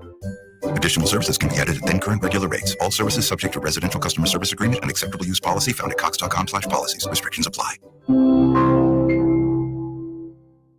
Hey friends, Kent Pavelka here, back with John Higgins and the rooferees at the Weather Guard showroom. I imagine there are a lot of people out there with really bad roofs waiting for the magic moment. When's the magic moment? Depends on what type of roof you have. It depends on how old your roof is. I have a customer right now talking about waiting for that hailstorm. Now it's leaking. There's a time where you can't wait for that hailstorm forever. When it comes time to replace your roof, your gutters, and siding, there's only one call to make. The rooferees at John Higgins Weather Guard. Hey, Omaha Metro, the Salvation Army's red kettles are popping up all over town, and that means Ringer Rewards is back. Here's how it works. Volunteer to ring the bell at any one of our red kettles, and you'll get a chance to win hundreds of dollars in prizes from local stores.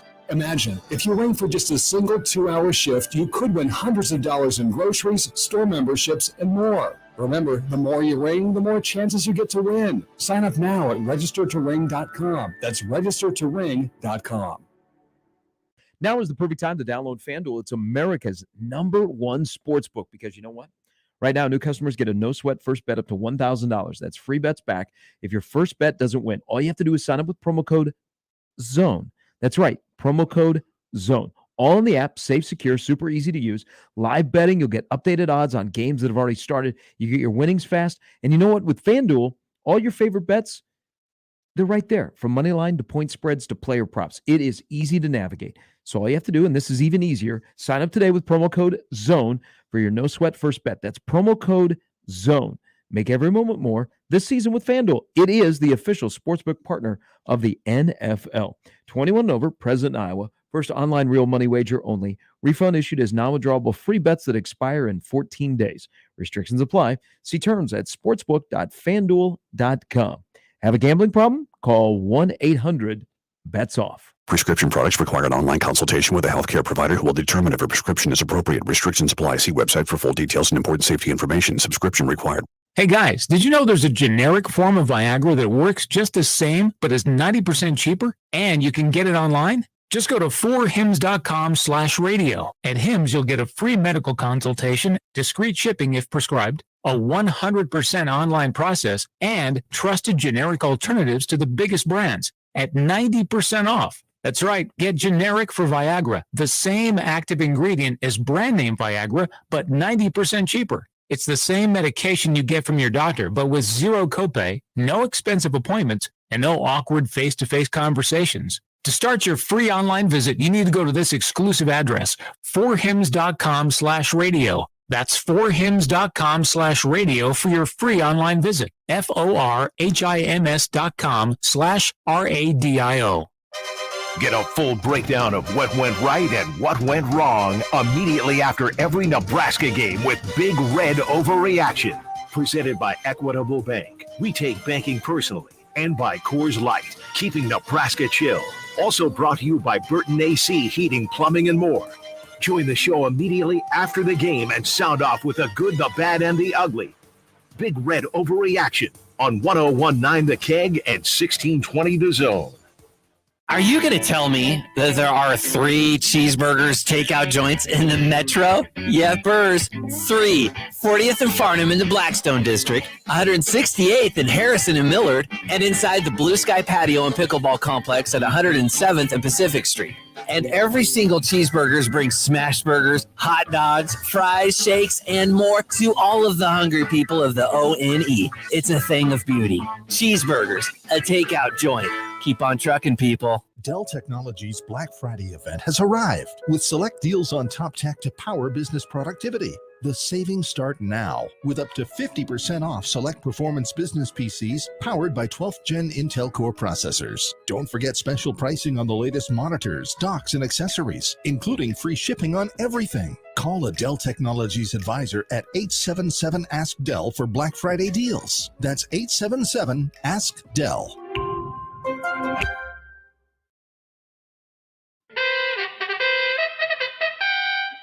And now we've reached the point in the show where Josh Odson reads the peculiar, the bizarre, the comical, the odd news with Odd Son. Odd news, Odd Son. See what we did there? The odd news with Oddson.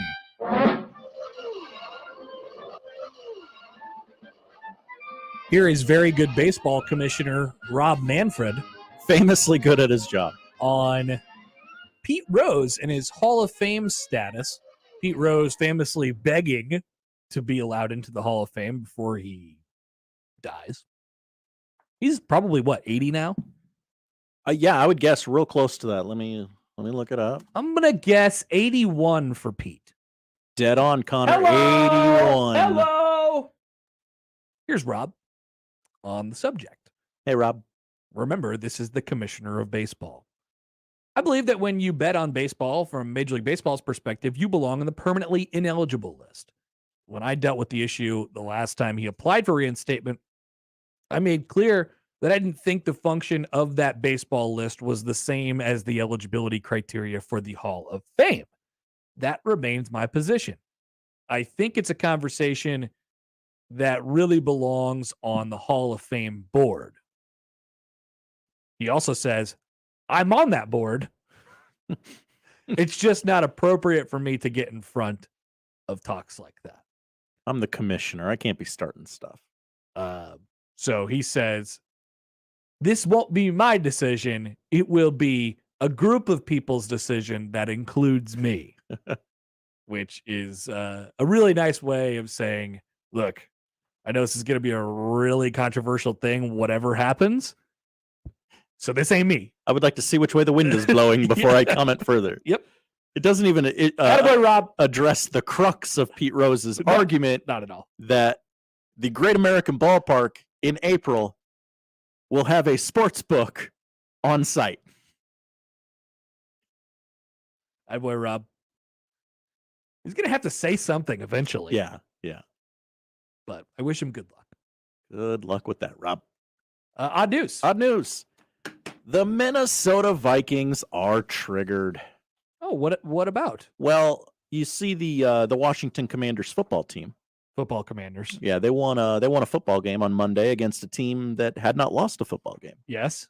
And they celebrated their backup quarterback, who is better than their starting quarterback. I don't know why this is so hard for people to figure out. Mm-hmm. Taylor Heineke did the Kirk Cousins, hey, everybody, I'm a dork, put your chains on me celebration on the airplane. They think it's stolen valor. Yeah, that's a good way to put it. Taylor Heineke, by the way, before we get into like the real issue here, there's a trash can full of Busch Lights in the seat next to him on this airplane video. Dude, I would love to be on one of these planes. It's just an office trash can full of Busch Lights. We were talking about air travel yesterday, like private air travel. Just imagine that.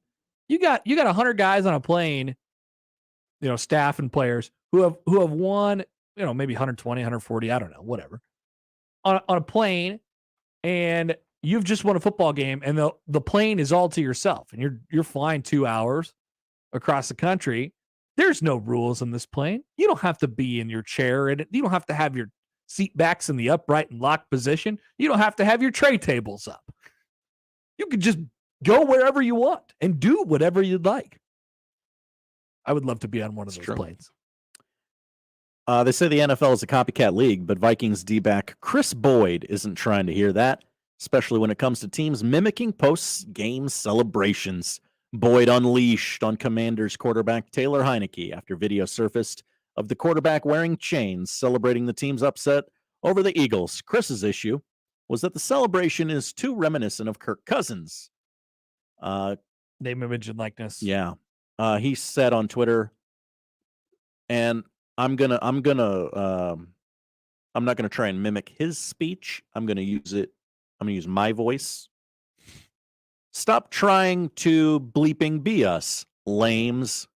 He couldn't hold Kirk's jock strap. Find your own trend. You all bleep. Don't even look like you all having fun enjoying it. Okay. 26-year-old Boyd tweeted, and he finished it with quite the exclamation point, Connor. Sheesh.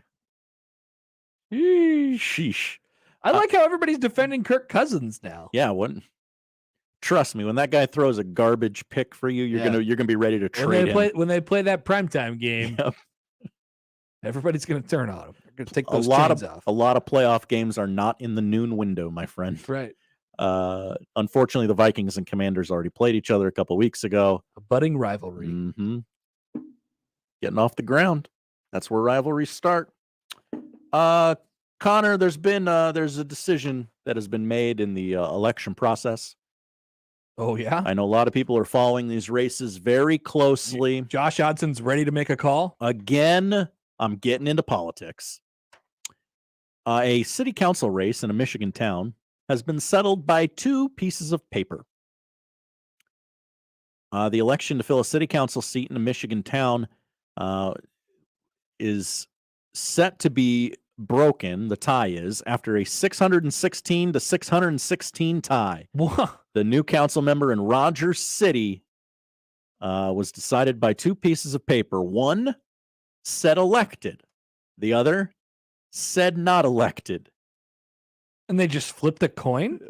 They didn't even flip the coin. They flipped the piece of paper? They were like, hey, which piece of paper do you want? The left one or the right one?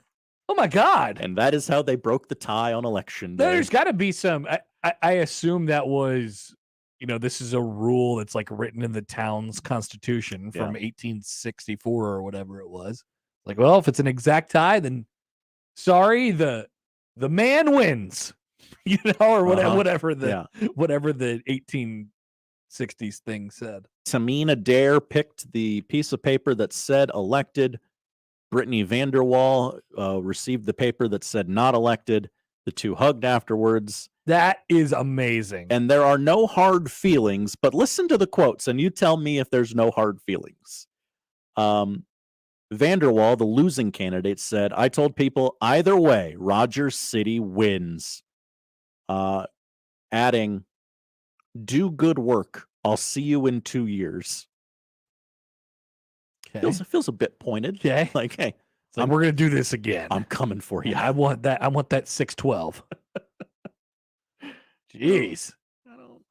I think there might be some hard feelings there. To lose it that way. We had an election that was literally split 50-50. That is the worst case scenario for your town. You don't want it to be split. You kind of want the people to sort of think similarly. Because now half the town's going to be pissed all the time. Yeah. Not my city council member. But that's democracy, baby. And finally, we go to the cutthroat world of Scrabble. Connor, I'm sure a game will break out around the holidays in your house. Okay, maybe. When was the last time you played Scrabble? Maybe in college. Okay. As a drinking game? Ooh. Or something? The official Scrabble Players Dictionary has been updated with the following words, among many, many others. These are the highlights. Stan, Sitch, Convo, Zadonk. Okay. Not quite sure what that means. Is that like badonkadonk? Maybe. Docs, and Fohawk. So you can basically put anything on there. Yeah, it really seems that way, that anything is now a legitimate Scrabble word. Cool. Yeehaw. Oh. Meat Bay. That's 2 words. That can't be. Meat Bay? MEET space BAE. Meat Bay. That's not a. That's 2 words. If anybody tries to Scrabble that word, No. I'm kicking them out of my house. Inspo, Vibed, and Vibing all have been added. Good news for Nick. Yeah. Nick just famously likes to shorten words that are normal. Whelp, Thingy, Skeezy, Slushy. A lot of words going into the new version of the Scrabble You Players can just put a bunch of Dictionary. random letters on there. It's probably going to spell something. Yeah, just you're fine. Just play it. Make something out of it.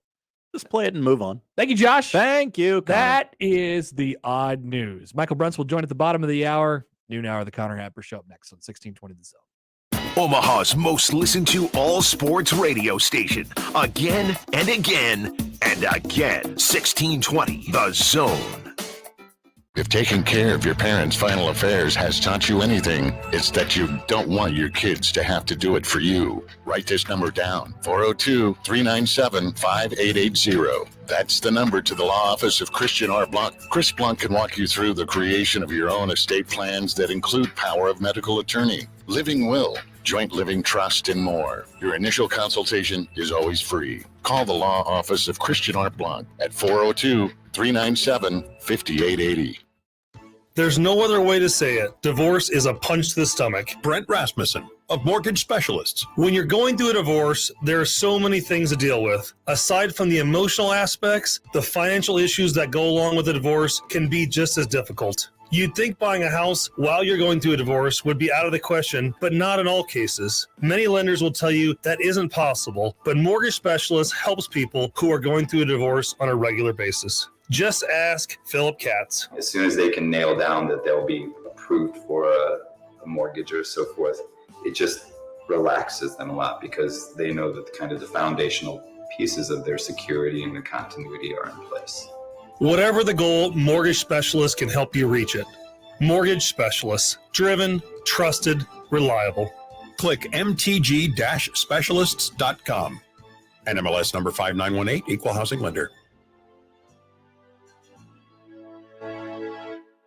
The brand new Dollar General Distribution Center in Blair is now hiring. Starting wage is up to $20.10 per hour with benefits including medical, dental, vision, 401k, and a $2,000 sign-on bonus. Apply today by texting DG Warehouse to 25000 or online at dollargeneral.com/career. Again, apply today by texting DG Warehouse to 25000 or online at dollargeneral.com/careers. Dollar General can't wait to have you become a team member at their brand new distribution center. Spoiled supermarket meat, sawdust like fillers, artificial preservatives? Hold on there. I'm veterinarian Dr. Marty Goldstein. You don't want your dog eating any of that. These potentially harmful ingredients are found in many of today's popular dog foods, but not in Nature's Blend, a freeze-dried raw dog food with real cuts of meat, omega-3 rich seeds, and superfood veggies and fruit. Nature's Blend is designed to help support your dog's playfulness, healthy skin, soft coat, easy digestion, and youthful mobility. Your dog will go bonkers over Nature's Blend savory flavor and texture. For a limited time, save up to 54% off Nature's Blend and receive a free festive holiday dog sweater with select orders. Go to drmartyspets.com/Marty or text Marty to 511-511. I guarantee it with a 100% 90-day return of your purchase price. Offer available with select orders while supplies last. Text fees may apply. You may receive up to one additional text. Text stop to opt out.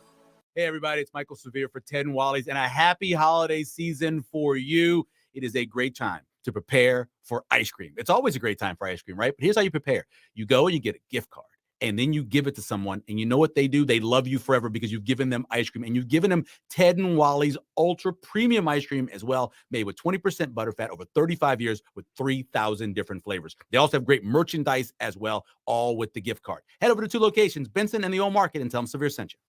Lulabee's Breakfast, Brunch, and Bar is downtown Omaha's go-to spot for quality food with a Mexican flair.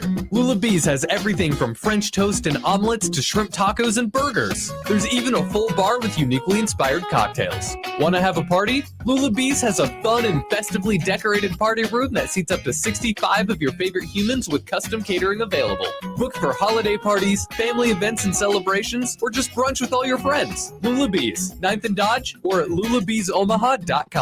Hi, this is Doug Nodgard with Equitable Bank. Great service never goes out of style.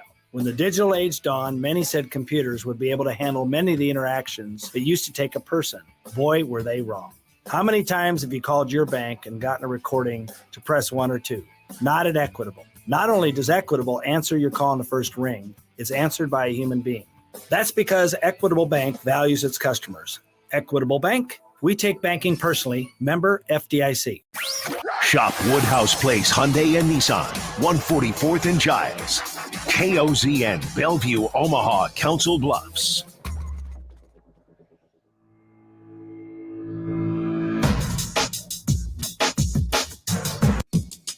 Whoa! What happened? What's going on? I think I accidentally clicked that. My bad. The mouse was too close to the buttons. That's why we can't have nice things. Hey, welcome back, everybody. Hey, so I forgot to get to this while we were bringing up the Trev stuff from the radio.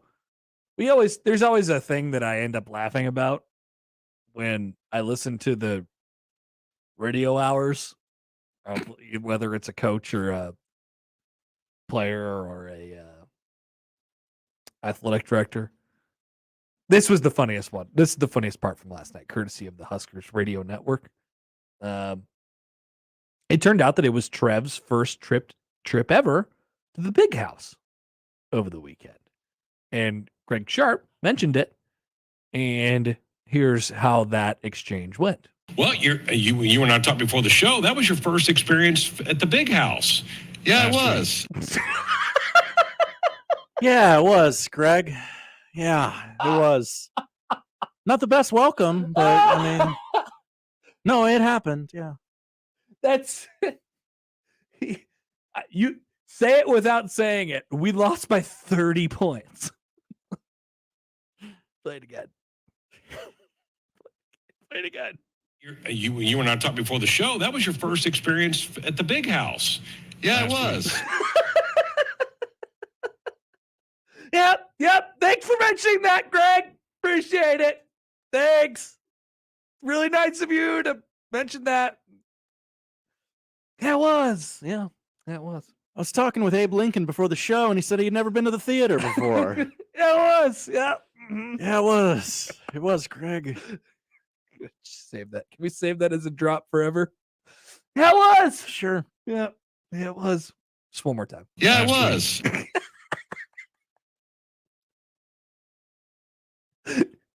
He seemed really enthused about his trip to the Big House. Yep. You know, on top of that, not only was it a horrible experience for Nebraska football team, the Nebraska football program, and causes you to wonder about, man, where do we really stand compared to Michigan? We were toyed around with and tossed around like rag dolls for 3.5 hours on a Saturday afternoon. But usually what I hear from Nebraska fans when they go and they come back is, I hated it there. It was actually the worst place ever. I've heard this from multiple people, multiple different years, different trips. Like, yeah, I went to the Big House because, you know, it's a cathedral of college football, and I wanted to go. It's on the bucket list. But it sucked. And I hated it. It was too big. It's too big. I couldn't see anything. It was really difficult to get around. The weather was bad. Middle of nowhere. Cold as all get out. And Nebraska got beat by 40. Yeah. So, didn't enjoy a single thing about the trip. Had to fly into Detroit. Yeah, exactly. The city, the hub city is Detroit. Didn't like it. Didn't like it at all. Yeah, it was. Yeah, it was. First trip to the Big House. Yeah, it was. You couldn't have had less enthusiasm about the first trip to the Big House than Trev Alberts did. That's right. It was my first trip. Yeah, it was. Speaking of, how about this stat from Luke Mullen of the Lincoln Journal-Star? Case Thompson's back this week. People forget that. Nikki Joseph just said so about an hour and a half ago. Unless his arm falls off. Unless his arm falls off or his elbow's asleep when he wakes up tomorrow morning. But I think we're planning on Casey Thompson being the starting quarterback on Saturday against Wisconsin. Luke says this: while Thompson has missed 10 of Nebraska's last 12 quarters of football, so dating back, 3 games? Count backwards with me. We got Michigan. He missed all of that. We got Minnesota. He played in. He played in that? No, he didn't play in that game either. No. And Illinois, he played 2 quarters. 10 of the last 12 quarters he's missed. In fact, each of the last 10, but 10 of the last 12. He is still the team's leading passer over that stretch. Oh. Over the last 3 games. Not just in the season, over the last 3 games, Casey Thompson has played in 2 of 12 quarters. He is still the team's leading passer by a wide margin. Over that stretch. Casey Thompson, during that period of time, 7 of 15, 172 yards. Jebba Purdy, 5 of 35, 112 yards. Logan Smothers, wait, what did I say? 5 of 35, 112 yards. That's what I said. Mm-hmm. Smothers, 10 of 19 for 96 yards. So Can you read Casey's line again? 7 of 15, 172 yards. So that means Casey Thompson is still the leading passer over the last 3 games by 60 yards. Wow. 60 yards. Sad. Clark Griswold, the great Clark Griswold, once said 50 yards as he flew the family truckster off of the cliff. And Russ got out and says, "You might have flew that thing 50 yards." And he gets out and says, "Shut up, Russ." But it's not impressive. Go do something else. Help your mom. And then he turns around and he puts his hands on his hips and he goes, 50 yards. That's Casey Thompson right now with his broken elbow. Except for it's 60 yards. I don't want to be a negative boy. But A, that's not good. And B, Casey going to play 4 quarters this Saturday? Well, Or is he going to take one? Well, you think he's going to get hurt again, Josh? It's a trend. It is. And the worst part, one of the worst parts, not the worst part, but one of the worst parts is that it allows Mark Whipple to like get in Mark Whipple's bag. You know, it allows Mark Whipple to do whatever Mark Whipple wants to do. He had his hands tied behind had his hands tied behind his back a little bit over the last couple games, even though he was still doing a lot of the things that he would have done with Casey, even though it was just Chubba and Logan trying to play. But it was a toned down, simplistic version of it. Casey Thompson comes back, you get the full menu again, baby. We are all the way open. Yeah.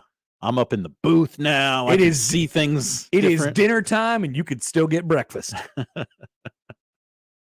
That's Mark Whipple. So, yeah, you'll get to see that offensive line show up again on Saturday. Notice how that hasn't been much of an issue over the last couple games, or at least we haven't noticed it in particular. I think that probably has to do with what they allow Casey Thompson to do and what they allow the quarterbacks to do. After all the talk about allowing quarterbacks or letting quarterbacks not have so much of the burden on them, this season has predictably turned into Casey Thompson has all of the burden on his shoulders. A lot of it, yeah.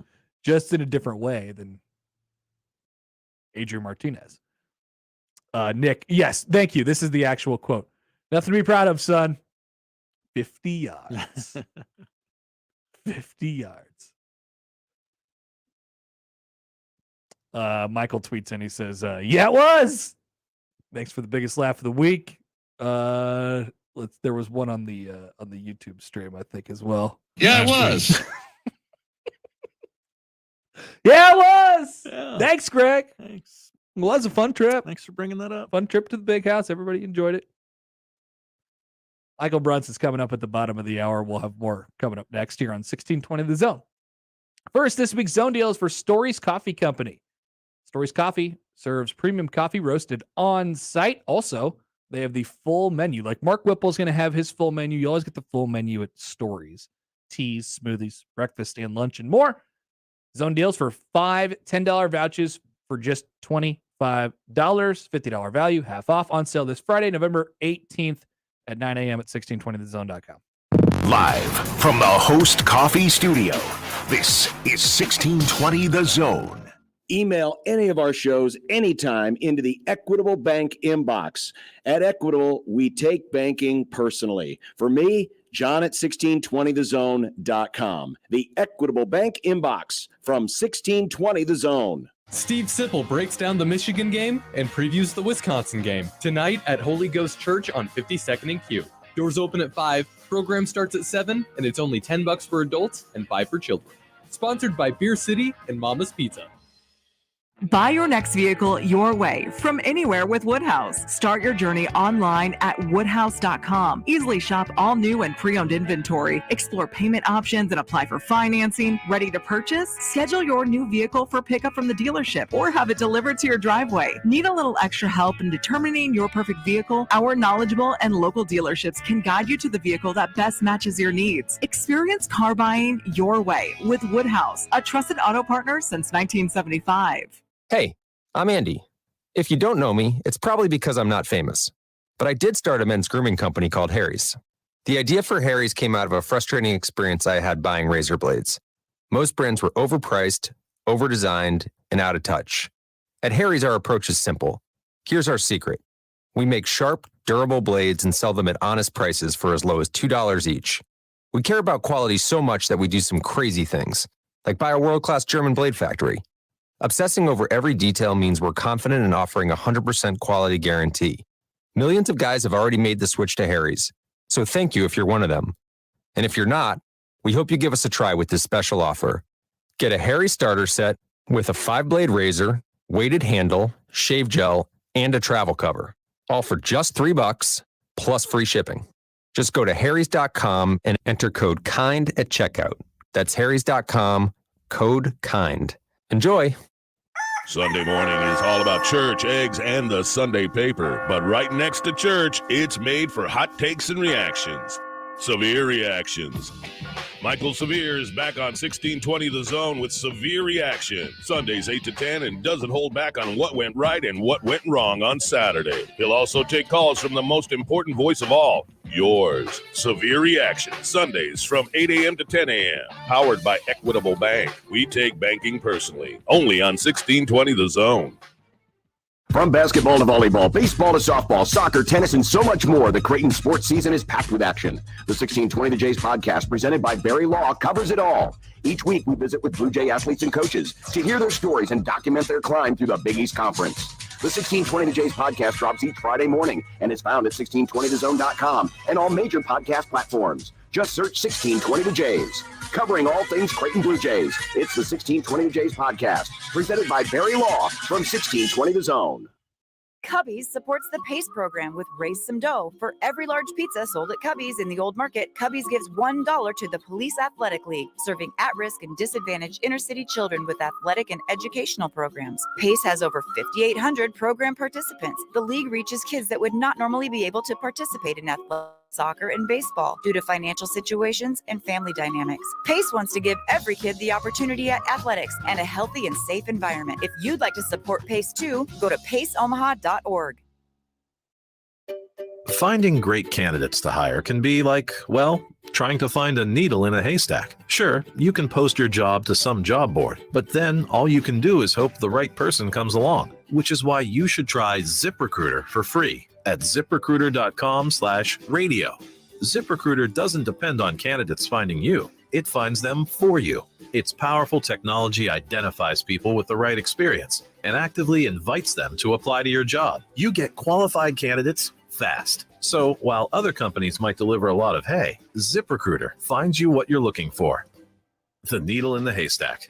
See why 4 out of 5 employers who post a job on ZipRecruiter get a quality candidate within the first day. ZipRecruiter, the smartest way to hire. And right now, you can try ZipRecruiter for free. That's right, free at ZipRecruiter.com/radio. That's ZipRecruiter.com/radio. ZipRecruiter.com/radio.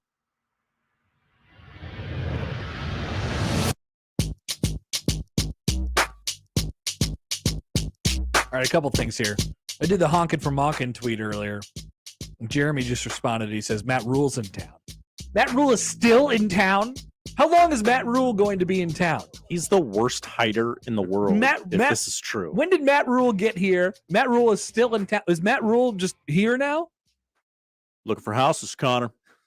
My best friend's brother's sister's mailman is a real estate agent. Told me everything. It's locked in. You don't have to worry about it. What if he was just in town the whole week, just as a guy? I'm just visiting. Well, he's just testing it out, right? Yeah. I wanted to see if I could live here, if I could be here. See the vibes. You know, what the weather was like. If Matt Rule was in town all week, I don't think he probably liked the weather all that much. Well, but he's a Northeast guy. Colder than Waco. He's a New Yorker. I think, right? Or maybe he's a Pennsylvania guy. He's a Keystone State guy. Yeah, he goes to Temple for a minute. Matt Rule, maybe he's just chilling. Oh no, he was born in New York. You're right. Where in New York? New York. Oh, the big one. Yeah. The big city. City so nice, they named it twice. So he's a New Yorker in its truest form. Matt Rule just in town all week, boots on the ground, seeing what's going on here. Also something to watch. Nebraska's opponent this weekend is Wisconsin. People forget that. Yeah, it was. Wisconsin has had not one, but 2 decommitments today. And people are freaking out. They're losing it. What's happening? They are losing it in Madison. They're saying, what is going on? Wisconsin lost a wide receiver commit about 10 minutes ago. Colin Dixon announced his decommitment. The second 2023 recruit to decommit today and the 3rd overall in the class. And Wisconsin is down to 0 wide receivers in their class. 0. Time for Monken to go up there and run the triple option. If Nebraska had 2 decommitments in a day, it'd be full on panic mode. We would cancel the Creighton broadcast and talk about it. No, I don't think we would. 24 hours, wall to wall. Especially right now, everybody's just, when you're in the interim state of mind, as Nebraska's in right now, when you have an interim head coach, people tend to freak out at the smallest of things. And I don't know if this is a small thing. You have 2 decommitments in a day. So, but little things happen. People say something, and or somebody has a take about your program that you might not like or understand. Things tend to get off the rails pretty quick, and so that is something that is the experience in Madison, Wisconsin. A good distraction. Maybe they'll be distracted from the fact that they have to go to Nebraska this weekend. Does it mean anything for the future of Jim Leonard? That I do not know. Another rumor from Jack John Mark on Twitter. Matt Rule and Urban Meyer are roommates in Harper Hall, floor 4. He's taking classes. Wanted to try it out. Yeah, it was. Yeah. Yep. Yeah, they were. So that's good. That's good news.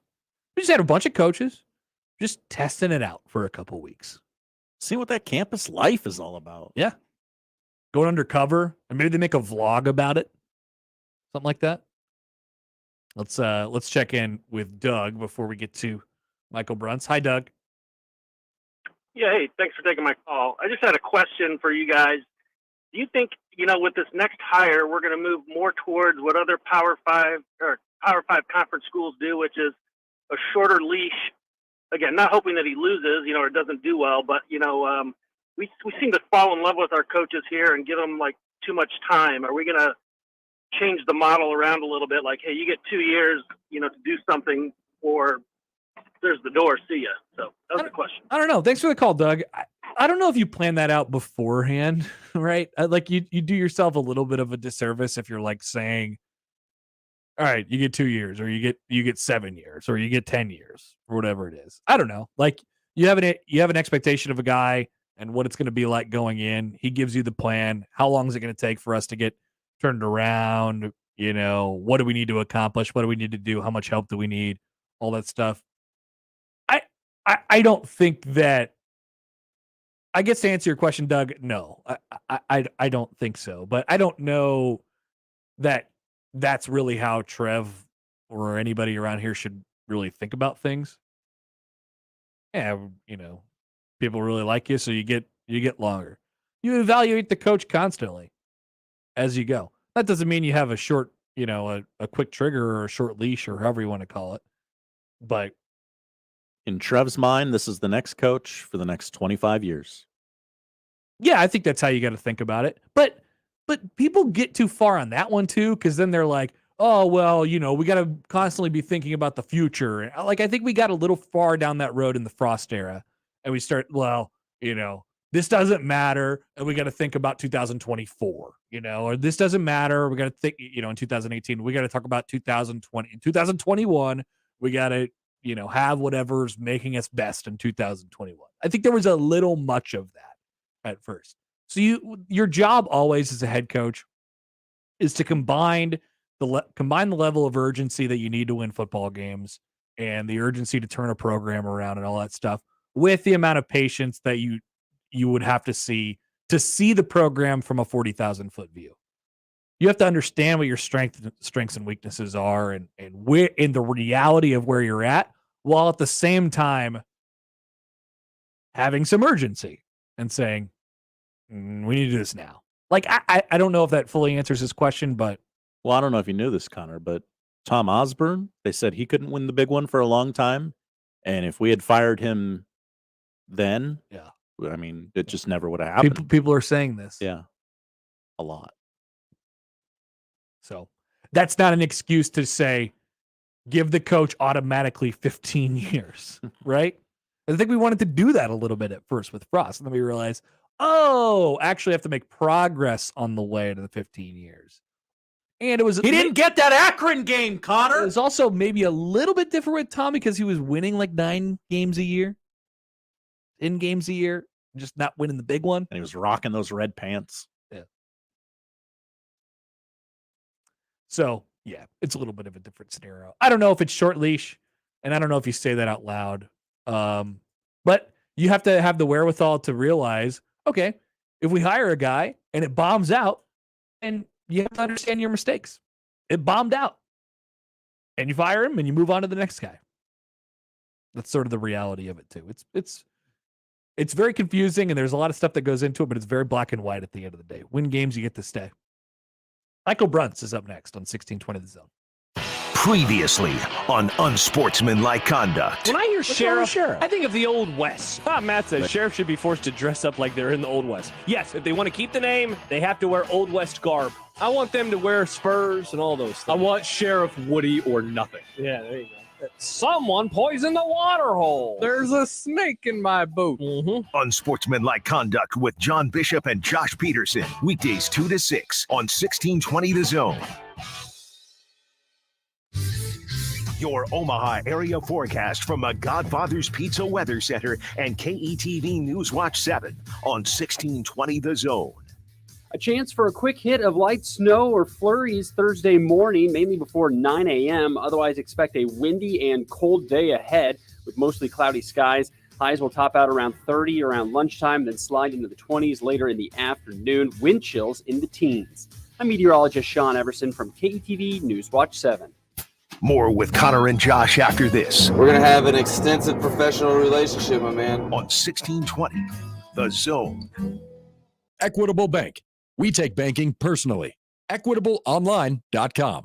Buy your next vehicle your way from anywhere with Woodhouse. Start your journey online at woodhouse.com. Easily shop all new and pre-owned inventory. Explore payment options and apply for financing. Ready to purchase? Schedule your new vehicle for pickup from the dealership or have it delivered to your driveway. Need a little extra help in determining your perfect vehicle? Our knowledgeable and local dealerships can guide you to the vehicle that best matches your needs. Experience car buying your way with Woodhouse, a trusted auto partner since 1975. Creighton Sports Update.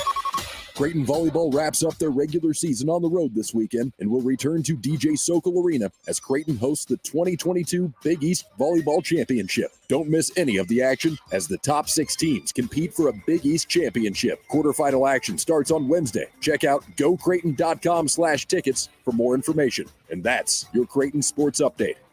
1620 The Zone proudly supports Creighton Athletics.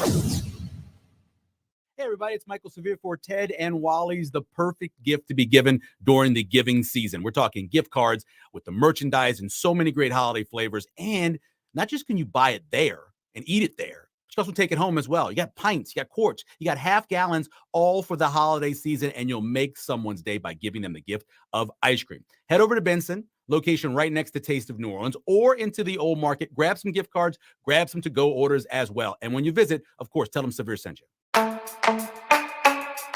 Everyone deserves to be connected. That's why Cox has high-speed internet to fit any budget. Stream, chat, and connect at an incredible price. You're probably thinking, wait, what? But yeah, it's true. Learn more at cox.com/ACP. Non-transferable, one per household. Application and eligibility decisions are made by the FCC. Other restrictions apply. Your Big East champion Creighton men's soccer team hosts Missouri State in the first round of the NCAA tournament today. Kickoff is at 4 o'clock at Morrison Stadium. Tickets available at gocreighton.com/soccer tickets. Creighton versus Missouri State. Men's soccer today at 4. This fall, don't just rake the leaves. Start raking in compliments with a new smile and the straighter teeth you've always wanted from Byte.com. That's BYTE.com. Byte Invisible Teeth Aligners are doctor-directed and cost thousands less than traditional braces. Download the MyByte mobile app to track your progress every step of the way. Order your at-home impression kit today for $14.95 with your clear aligner purchase from Byte.com. That's BYTE.com. Be confident. Be you with Byte. Listen to Woodhouse Auto Family Blue Jay Overtime, the Creighton men's basketball postgame show on 1620 The Zone. Live from DJ's Dugout downtown. It's right after every home game, presented by Barry Law. Exclusively on your home for the Creighton Blue Jays. 1620 The Zone. I always wanted to learn Spanish, but I never thought I'd have the time. Then I discovered Babbel. Babbel's lessons are fun. They only take like 10 or 15 minutes, and in 3 weeks, presto, you're starting to speak another language. Like magic. I love that Babbel's lessons aren't just robots talking. They're voiced by native speakers, so you get the pronunciation just right. And they're designed by real language teachers, so you learn how to have real-world conversations, things you'll actually use. It's incredible. After using Babbel, I'm ready to start having real conversations in French. There's all kinds of ways to learn. Use Babbel's podcasts or games or videos. You can even join live classes with a language teacher. If you want to learn a language, there's no faster, easier, better way than Babbel. Babbel. Babbel. Babbel. Évidemment. Go to Babbel.com to try for free. That's BABBEL.com. Babbel.com.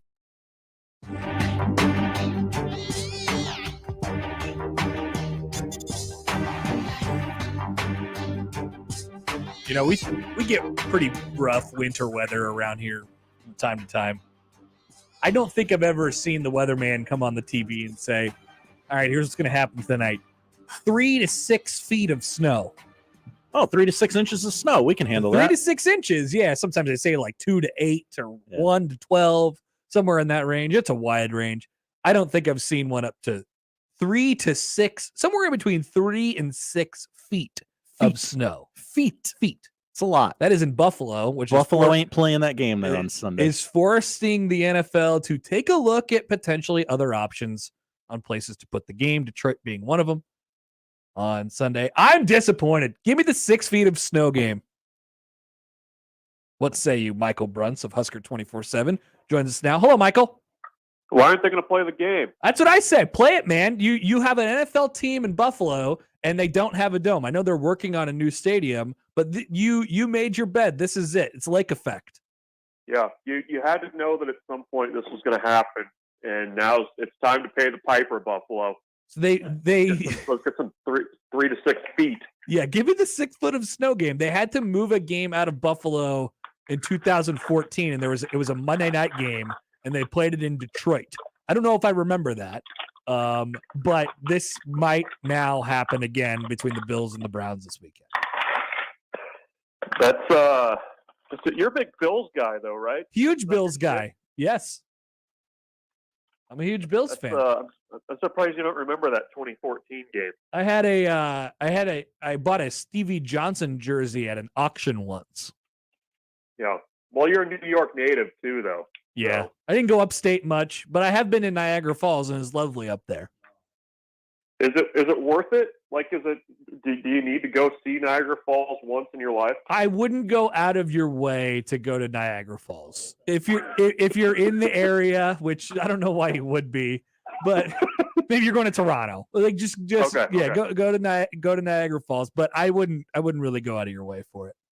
Well, the Canadian side's like the bad view, though, right? Yes, like, it's better. The end of Niagara Falls? Correct. It's better on the American side from a view perspective. Yeah. Okay. That's my scouting report on Niagara Falls, which I haven't been to since. Which I went to one time, and I think I was like 12 or something like that. Okay, Bruntz. So Casey Thompson is going to be back. It sounds like, unless he wakes up and his elbow falls apart tomorrow, according to Mickey Joseph. How many points is Casey Thompson worth? Or like maybe that's a weird way to put it, but just from a confidence perspective, how much of a boost do you think that gives Nebraska?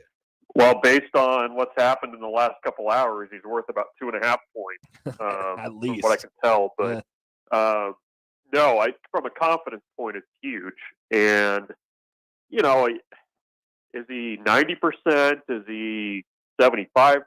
Is he 100%? I mean, I don't know that it really matters. In all honesty, I mean, I think as far as Wisconsin is concerned, the threat of Casey Thompson is concerning. I mean, the fact that Nebraska could potentially have a downfield passing game in this game is reason for concern for the Badgers. So I think it's huge for Nebraska's offense. I mean, it's a matter of whether or not they can keep him upright, which has been the question all year. But that's really big. I mean, I think it gives Nebraska a puncher's chance in this game, and I think it also helps with potential run game, because we've seen Nebraska just struggle to get anything going there. And I think that at least keeps Wisconsin from being able to really just load up the box and dare whoever it is back there to throw it. Are you happy for Mark Whipple that he's able to get like his full menu of plays back?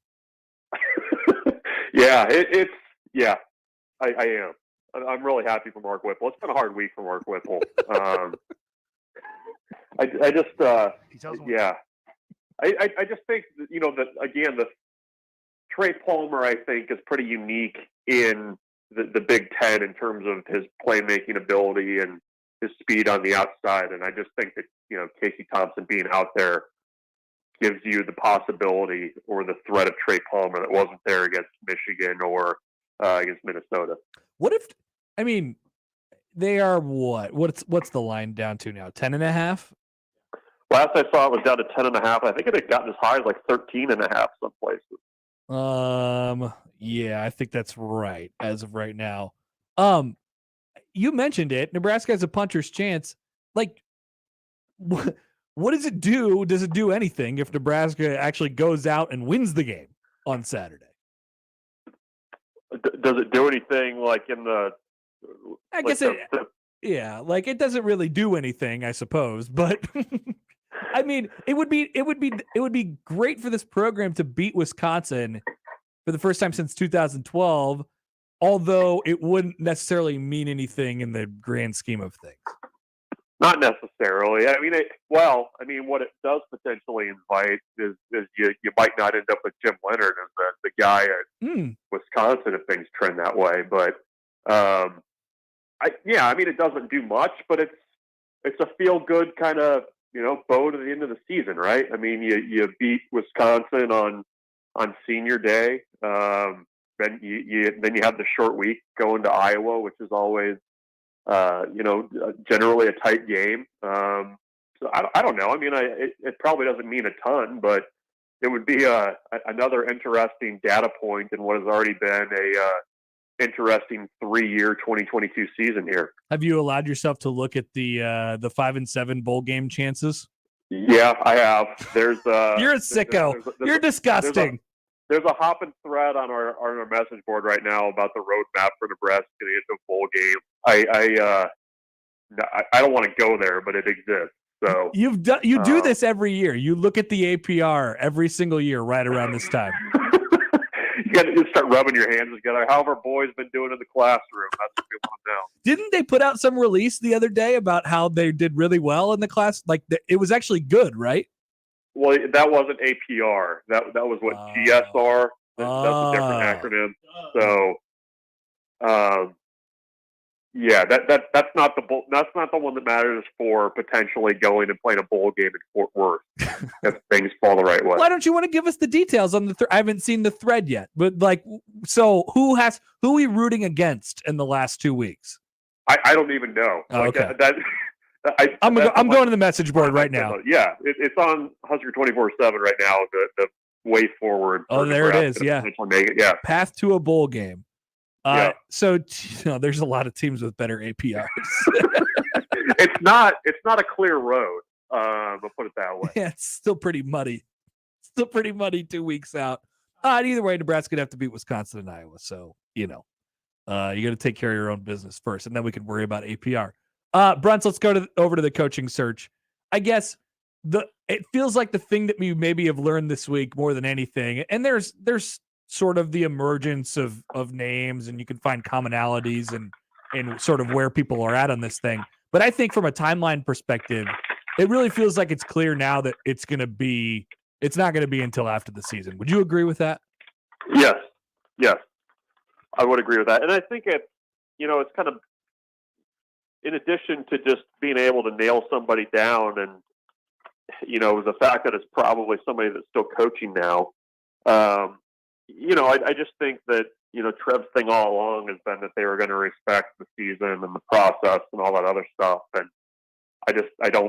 he doesn't strike me as somebody that would very quickly deviate from that too much. So, and I, at this point too, I don't really know what you gain by, announcing it now versus, waiting until the weekend after the Iowa game. So I think that's where we're headed. I like Trev last night, who was basically just like, yeah, I know. I knew at the beginning that this was going to be hard, and it turns out it's been hard for our fan base to stay patient for. Yeah, it was. We got 10 more days left. I would just going forward would not like another 70-day coaching search again if we can avoid that. Yeah, we thought the 40 with Steve Peterson was rough. Take a look at this. It will probably, I think, have a better result. And the timing of this one is a little bit different, obviously. Yeah, well, that one at least had some twists and turns. You had planes coming back empty after sitting on tarmacs in Arkansas, and it's just a shame that social media wasn't a thing when that was happening. Yeah, really disappointing. Yeah. So it's okay. So just to go further on what you said, it also feels like, and this is not a for sure thing, because there's a group of names. It also feels like that the next coach at Nebraska is currently coaching. And we can't say that for sure, but there's a group of names that we've known sort of since the beginning that would fall into that list of people. Yes, that's the way it feels as of today, is that it's somebody that's currently coaching. I mean, the only person that would not check that box would be Matt Rule, right? Correct. So, yep. Yeah, I mean, I think that's kind of the prevailing theory as of 12:45 on Thursday afternoon. So, that's just and going back to what Trev said. I mean, that's kind of what they're looking for, is somebody with that experience, somebody that's doing the job and has done the job. So that shouldn't come as a huge surprise. This is kind of where we're at. It's interesting that a lot of the kind of initial names that were in that pool of candidates are still kind of bouncing around in the bingo tumbler. But the thing is, like, we're about a week out. Those names went away. Like we didn't talk about them, or when the football scoop list came out a couple of weeks ago, like none of those guys were on them. Although they did mention there might be some Midwestern candidates that are in there. Like we almost sort of moved on from them because there was either other stuff going on, and then there was nothing going on. But yeah, it does feel like the original list of candidates is actually a pretty good guess at this point. Yeah, I still think, and this is a caveat, that with a 70-day search, it does feel like there's at least the potential for a left field type hire. I think just the nature of and length of the search itself kind of lends itself to potentially having somebody come running out of the curtain and into the ring when it's time. But yeah, I mean, the list hasn't changed a ton, and even that football scoop report, if you really kind of looked at the way some things were worded, it was current Big 12 and former Big 10 coaches. I mean, it was a pretty vague list there that a lot of these guys in the pool of candidates kind of fall into. Yeah. Yep. And we were also in the throes of Mickey Mania too when that came out. That was right around the 1st of November. That's right. It was just a couple days after that. So that is dissipated and died off, and now we await the end of the season, and then we get to check the APR, and then you get to name a new head coach. Your chances of a bowl game in Fort Worth hinge on about 90 different scenarios, and Dennis LeBlanc doing his job in academic services. All right, Bruntz. Good stuff as always. Talk to you later. Thanks. We'll see you. Michael Bruntz of Husker 24/7. Got an email during that from John. Email title, Bruntz. Hello, John. Is Bruntz emptying ice trays right now? We could have asked him, like, hey, what are you doing? I can't rule that out. You know, he's got a couple kids at home. Yeah. You don't know what kids are doing. I'm frankly because he usually tells me afterwards, like, hey, what was going on? This is why this was happening during our radio interview today. So it'll be like, oh yeah, man, the kid, fell down the stairs or something like that. They're just kids doing stupid kids things. Like, I'm amazed that you kept your cool during that period of time. Nice job by you. Yeah. Learn it on the fly. See, you can do it without experience. Often parenting and Power 5 coaching. Often when your child comes crashing to the floor, as a parent, I cannot react, or the child will react. The child will realize that the child is horribly injured and they will begin to make noises that you don't want to hear. If you no-sell it, the child will no-sell it. That's right. That's why Michael Bruntz and yourself's very calm and laid-back demeanor works well in your parenting skills. As their arm is twisted and fallen off, a la Casey Thompson. We'll take a break. Josh's top 5, which he put to a vote today. I did. The results have gone final at Happer Show. Top 5 Danny DeVito movies. I don't know how many Danny DeVito movies I've seen. Maybe one. Oh, I think we'll find some. You think more than one? You think? I don't know about you. You're a special case. Okay. I think 2. I think you will have seen 2 of these. And why are we celebrating Danny today? It is his birthday today. Oh, happy birthday, Danny. I would not be very good at guessing an age. 78. No. Yeah. Really? Yeah, 78. Whoa! Danny DeVito. He looks good. He's look beloved. 78. No, absolutely not. I would have said 72. He looks tiny, but yeah, that's his deal. He doesn't look like 78-year-old tiny. Yeah, 78. No. All right, we'll come back with that next year in 1620 The Zone. But join Gary and who? Me. At Jones Bros Cupcakes and Cafe in Exarban from 6 to 10 tomorrow for the last unauthorized Big Red Breakfast. First 20 listeners who show up get free breakfast. And after the first 20, you get your Jones Bros breakfast for just $6. It is good. It is a hefty portion. I would encourage you all to show up. Also, be giving away prizes such as tickets to the football game as well for the full unauthorized Big Red Breakfast schedule, which you don't really need because it's just tomorrow. Visit 1620thezone.com. Remember, no matter how you listen, it's still AM radio. 1620 The Zone. Last year, I enrolled my family for health care coverage through the health insurance marketplace. Do I need to enroll again? Yes, we have seen the plans available through the marketplace change, and new options may be available. You must re-enroll for 2023 to ensure you or your family are in the right plan for your budget and needs. Charles Drew Health Center in Omaha can help. Just call 402-451-3553 to set up an appointment with a team member. I don't have health coverage, and I'm worried that if I get sick, I can't afford the medical bills. How do I get started?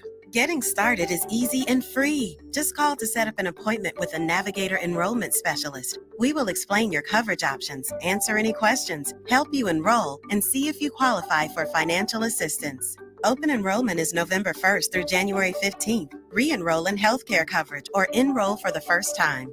Call Charles Drew Health Center at 402-451-3553 to set up an appointment. Sunday morning is all about church, eggs, and the Sunday paper. But right next to church, it's made for hot takes and reactions. Severe reactions. Michael Severe is back on 1620 The Zone with Severe Reaction. Sundays 8 to 10 and doesn't hold back on what went right and what went wrong on Saturday. He'll also take calls from the most important voice of all, yours. Severe Reaction, Sundays from 8 a.m. to 10 a.m. Powered by Equitable Bank. We take banking personally. Only on 1620 The Zone.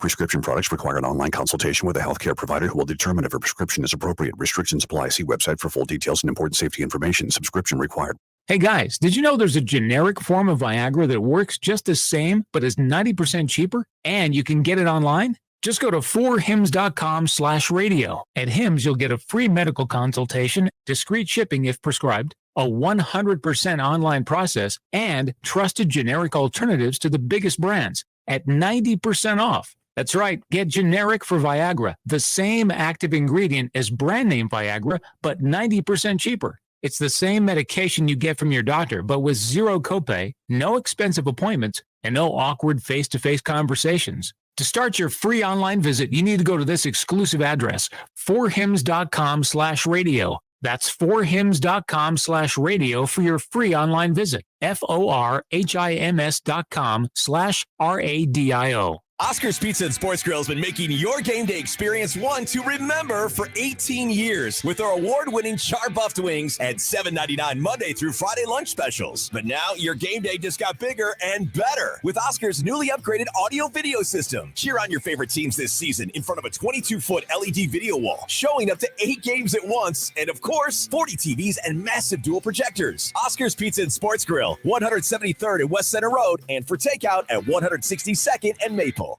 Hurry into Mattress Firm's Black Friday sale. Get a king bed for the price of a queen or a queen for a twin and save up to $700. Plus, get a free adjustable base with qualifying Sealy purchase. Or shop Tempur-Pedic and save $500 on select adjustable mattress sets. Plus, get a $300 instant gift. Mattresses and bases are in stock for fast delivery. With our Love Your Mattress guarantee, get the lowest price and 120 nights to sleep on it. Only at Mattress Firm. Restrictions apply. See store or mattressfirm.com for details. Finding great candidates to hire can be like, well, trying to find a needle in a haystack. Sure, you can post your job to some job board, but then all you can do is hope the right person comes along, which is why you should try ZipRecruiter for free at ziprecruiter.com/free.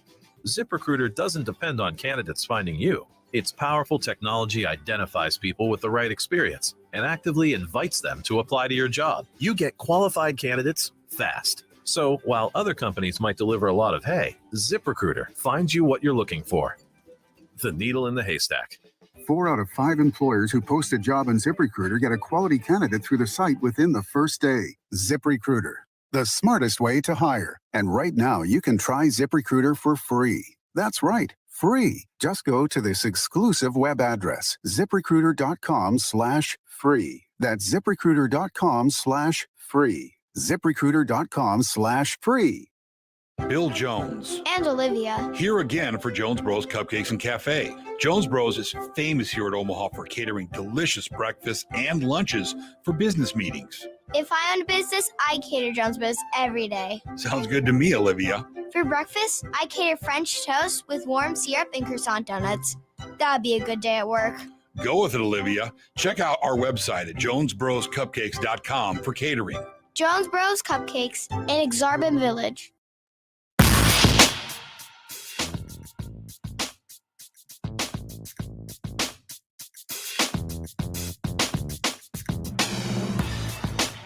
All right, Connor Happer, Josh Hotzenbeck with you on the Connor Happer Show here on 1620 The Zone, 1620thezone.com. Josh's top 5 here coming up in a second. Cumulative point differential by quarter for this stat is out via Cover 2 Figures.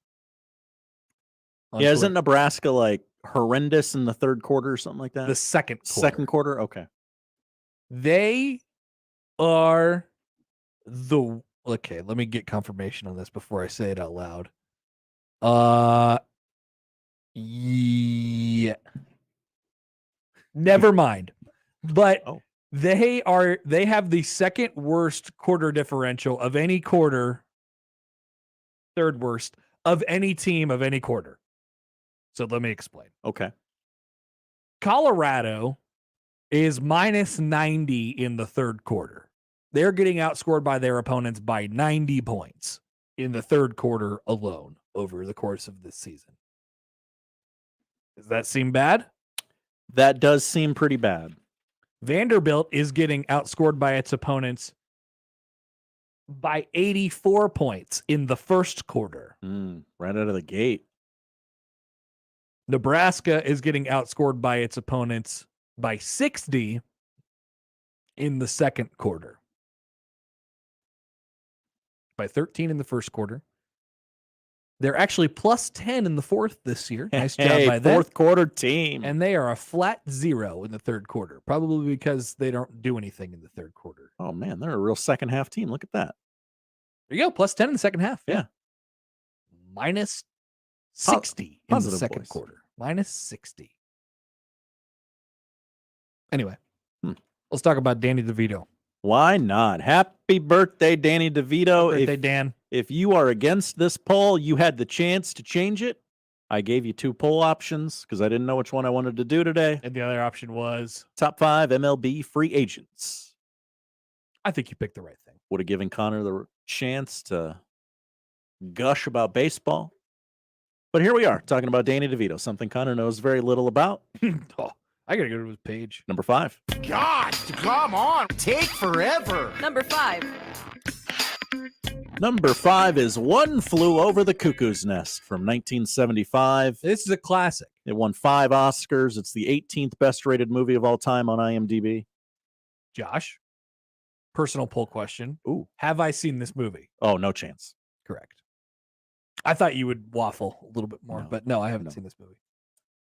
I mean, it's a Jack Nicholson movie, but Danny DeVito's in there. He plays a key role. I may have read the book. Isn't it a book? Probably. A lot of these things are. Okay. Yeah, I haven't seen it. Would you like to read the... Oh, yeah. Sure. When Randall Patrick McMurphy, Jack Nicholson, gets transferred for evaluation from a prison farm to a mental institution, he assumes it will be a less restrictive environment. But the Martinet nurse, Nurse Ratched, runs the psychiatric ward with an iron fist, keeping her patients cowed through abuse, medication, and sessions of electroconvulsive therapy. The battle of wills between the rebellious McMurphy and the inflexible Ratched soon affects all of the ward's patients. Seems heavy. That's a very detailed description. Yeah. Okay. So Danny's in the ward, or is he in the prison? He's in the ward. Yeah. The ward with the guys. Cool.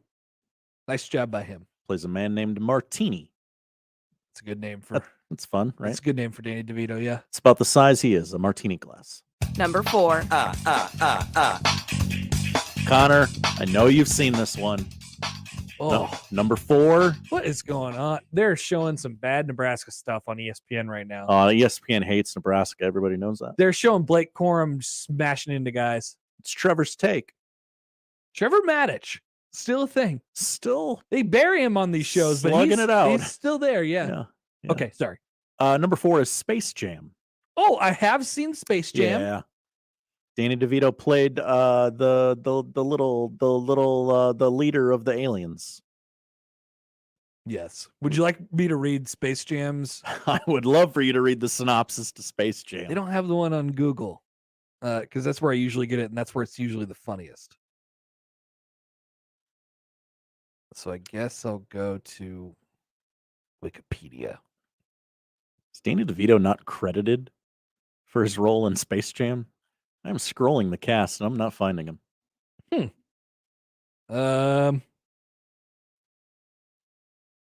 He is credited. Swackhammer.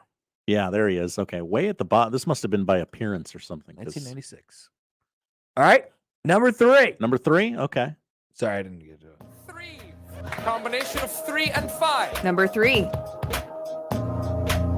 Number 3. This is the other one that I think maybe you have seen, Connor. Hercules. Oh, like the animated one? Yeah. Yeah, I think I've seen that. Yeah. What did he do? He played the Phil. The Griffin. What is that? Man, I remember nothing about that movie. Hercules. What was Phil? I don't remember that movie at all. He was. Those are big words. Philocrates? Sure, but they called him Phil for short. Yeah. Hey, guess what? Hey, what? Steve Physiak retired from the Royals. Jake Eisenberg's in. Oh, it's official? Yep. Congratulations, Jake. Let's That's go, great. Jake. Call the show if you want. We can celebrate. Yeah. We'll scrap the Danny DeVito segment for you. I feel bad because I suggested that the Royals replaced Steve Physiok with me. Yeah, you're trying to take Jake's job. But they're going to go with Jake instead. Probably the right call. Mm-hmm. Number 2. Here comes 2. Number 2. Number 2 is Matilda. Oh, I have seen Matilda. Oh, look How at that. dare you? 3. I have seen Matilda. I watched Matilda a lot. 3rd straight children's movie in the best Danny DeVito movie. Oh, poll. Matilda was crazy. That was a creepy movie. That's one of the few books I've read multiple times in my life. What was the teacher's name? She was really bad. Trunchbull? Yes. Yeah. Yeah. Would you like to read the synopsis of Matilda for the people? Sure. A girl gifted with a keen intellect and psychic powers uses both to deal with her crude, distant family and free her kind teacher from their sadistic headmistress.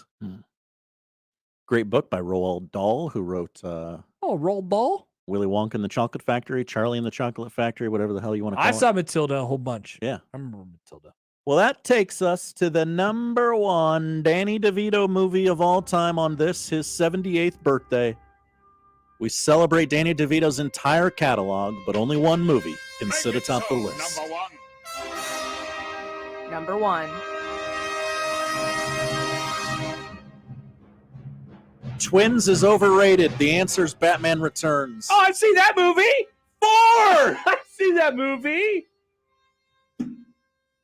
This is a record for me. Wow, 4 of 5. Connor. What's Twins? Twins is a movie where I will read the synopsis for Twins. This is a movie from the 80s. By the way, he was Penguin in the Batman. Yes. Right? Yeah. Yes. Not a very good Penguin. Twins is a 1988 American buddy cop movie. A buddy comedy movie, excuse me, where Arnold Schwarzenegger and Danny DeVito play long-lost twin brothers. Sure. I can understand why we did that in what year? 1988. Perfect. Perfect timing for this to happen. Mm-hmm. This would probably sit 6th on my list of Danny DeVito movies. Batman Returns, the monstrous penguin, who lives in the sewers beneath Gotham, joins up with wicked, shock-headed businessman Max Schreck, Christopher Walken, to topple the Batman, Michael Keaton, once and for all. But when Schreck's timid assistant, Selena Kyle, Michelle Pfeiffer, finds out and Schreck tries to kill her, she is transformed into the sexy Catwoman. She teams up with the Penguin and Schreck to destroy the Penguin. Shrek, not Shrek, like the ogre. Batman. But sparks fly unexpectedly when she confronts the Crusader. Cape Crusader. Sparks fly. Batman Returns, a Christmas movie. Oh, yeah. Okay. I like it. Underrated Batman movie. This is a good movie. Really good. Yeah, this is the one Keaton How many Keaton Batmans did we do? 2. Yeah, I saw this one. You didn't see the first one? The original? No, the Batman? With Jack Nicholson. Also, 2 Jack Nicholson movies on this list. No, the first Batman was a Jack Nicholson movie. I'm getting all turned around here. I apologize. Yeah, no, okay. No, you confused me. Yeah. I confused myself. That's a list. Thank That's you, the Josh. list. Yeah, it's over.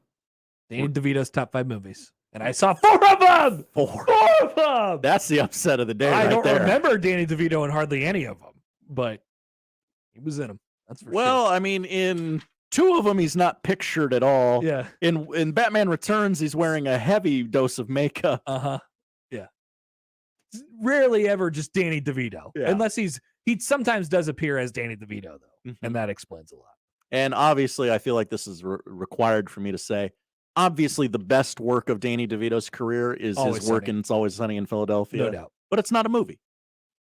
Doesn't count. Mm-hmm.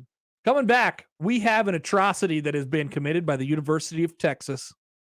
Next on 1620 The Zone.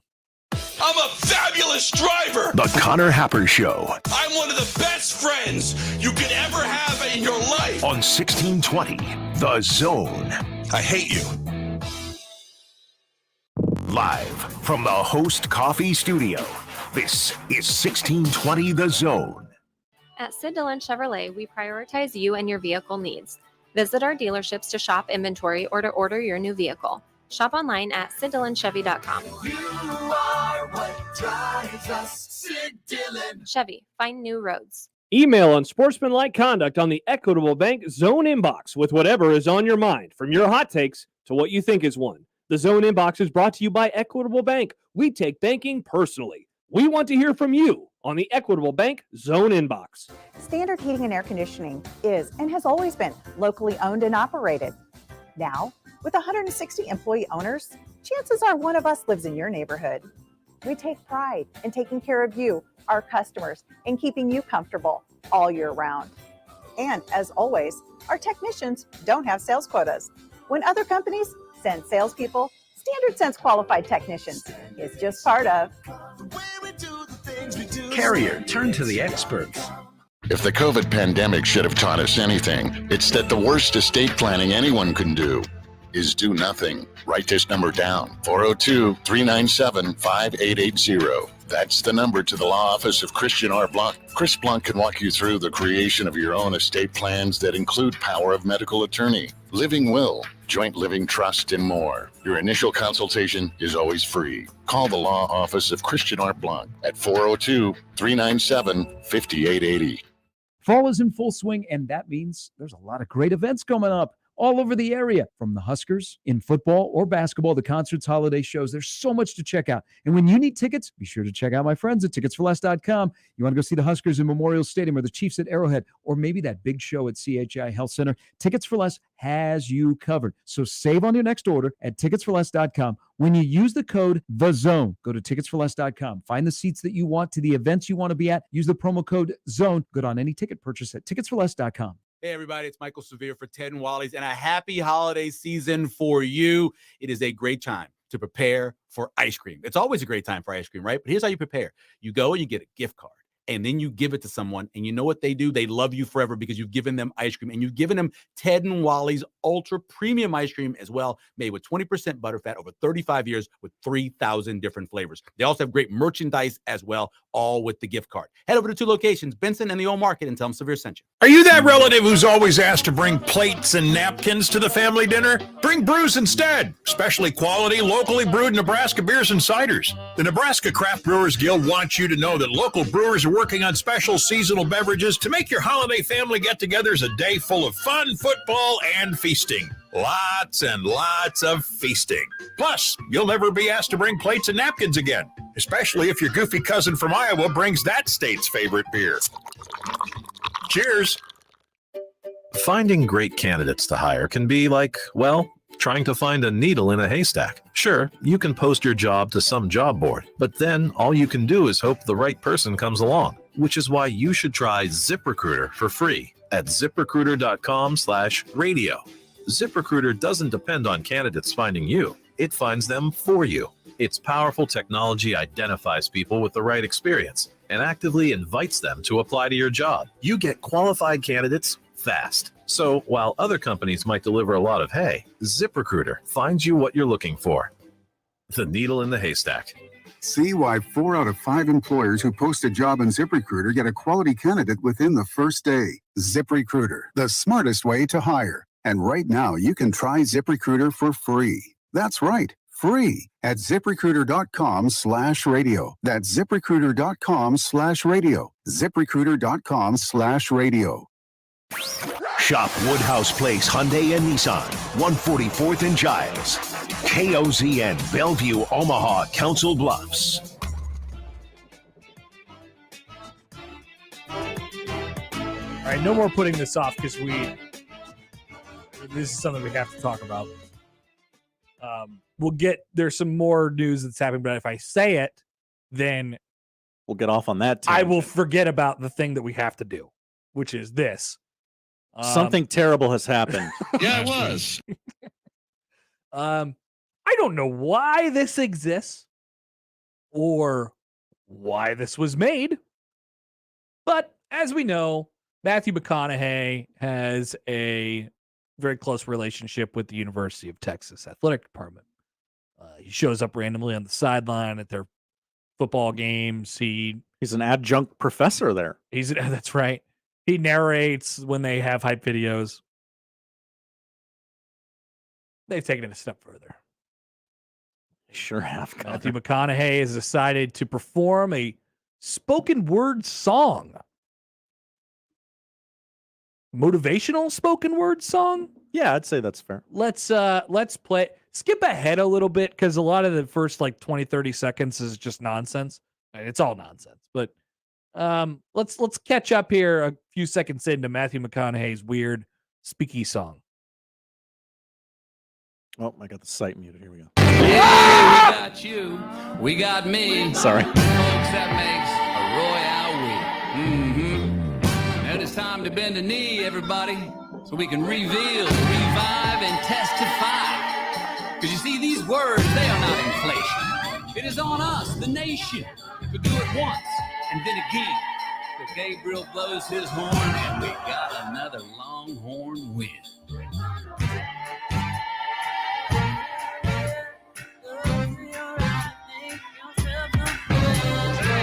Look to your left, baby.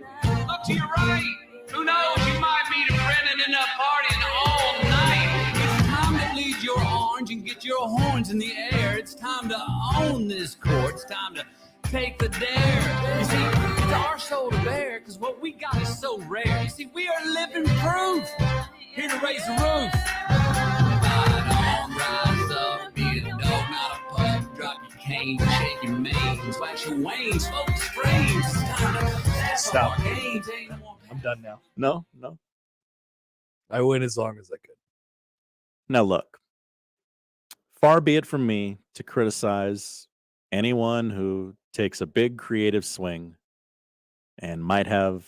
What? Why? But why? Well, first, why?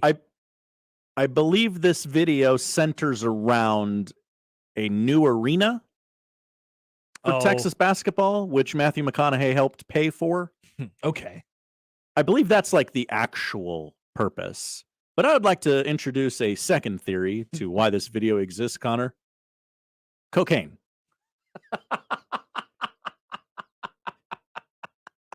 The first, 20 seconds of this video, Matthew McConaughey is wearing sunglasses indoors at the mic, and there's big coke energy on his face. Dude, I think allegedly. I think he just walked into the room and started talking in that microphone, and then they put music around it. Somebody shoot it! Somebody shoot it now! I think genuinely that's what happened.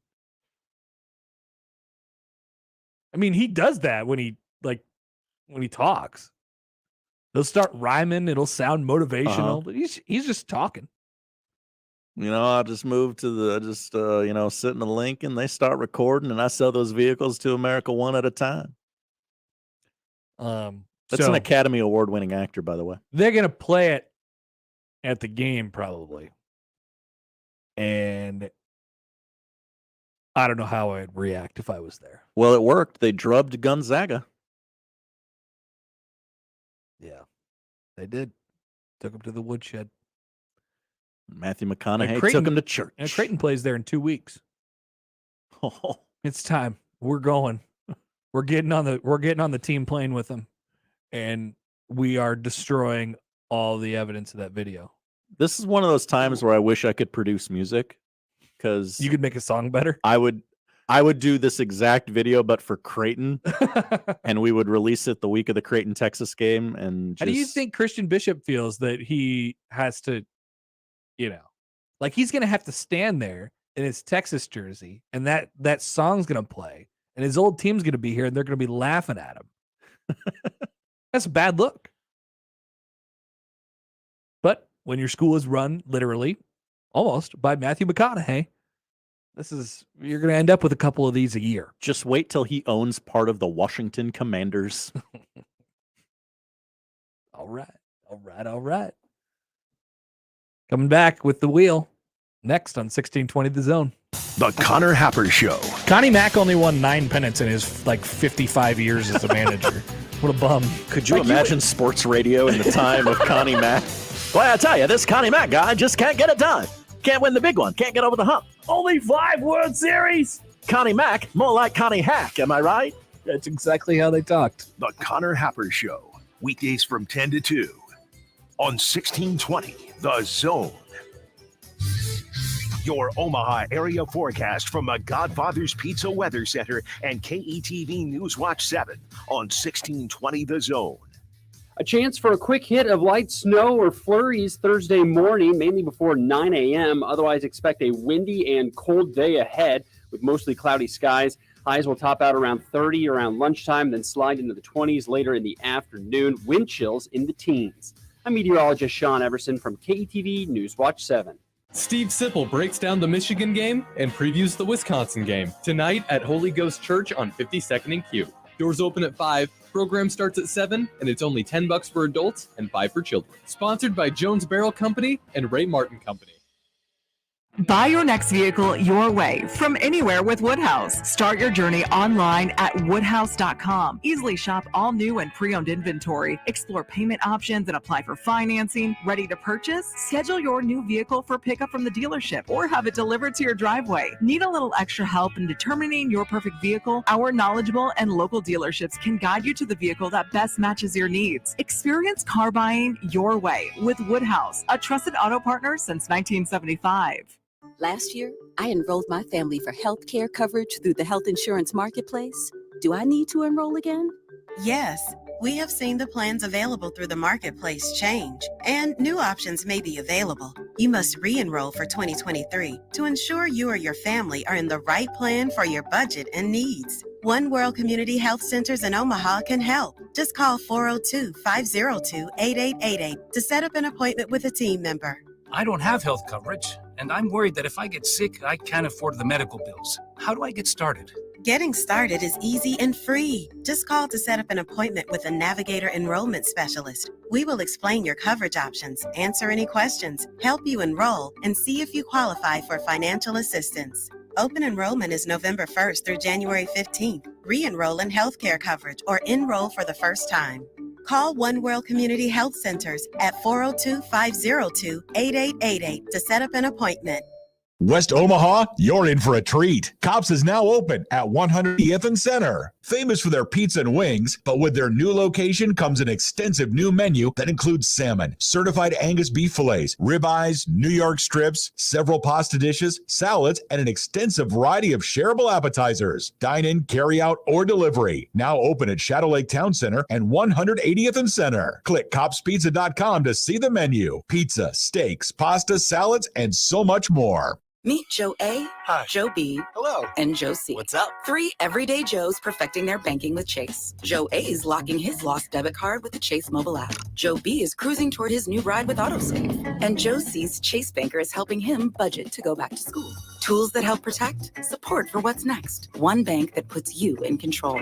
Visit chase.com/checking. Chase, make more of what's yours. Chase mobile app is available for select mobile devices. Messaging and data rates may apply. JP Morgan Chase Bank, N.A. member FDIC.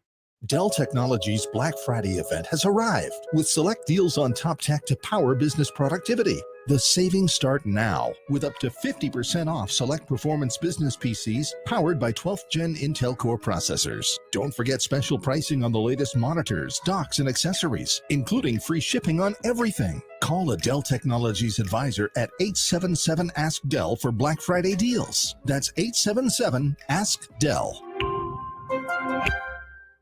Your Big East champion, Creighton men's soccer team, hosts Missouri State in the first round of the NCAA tournament today. Kickoff is at 4 o'clock at Morrison Stadium. Tickets available at gocreighton.com/soccer tickets. Creighton versus Missouri State. Men's soccer today at 4.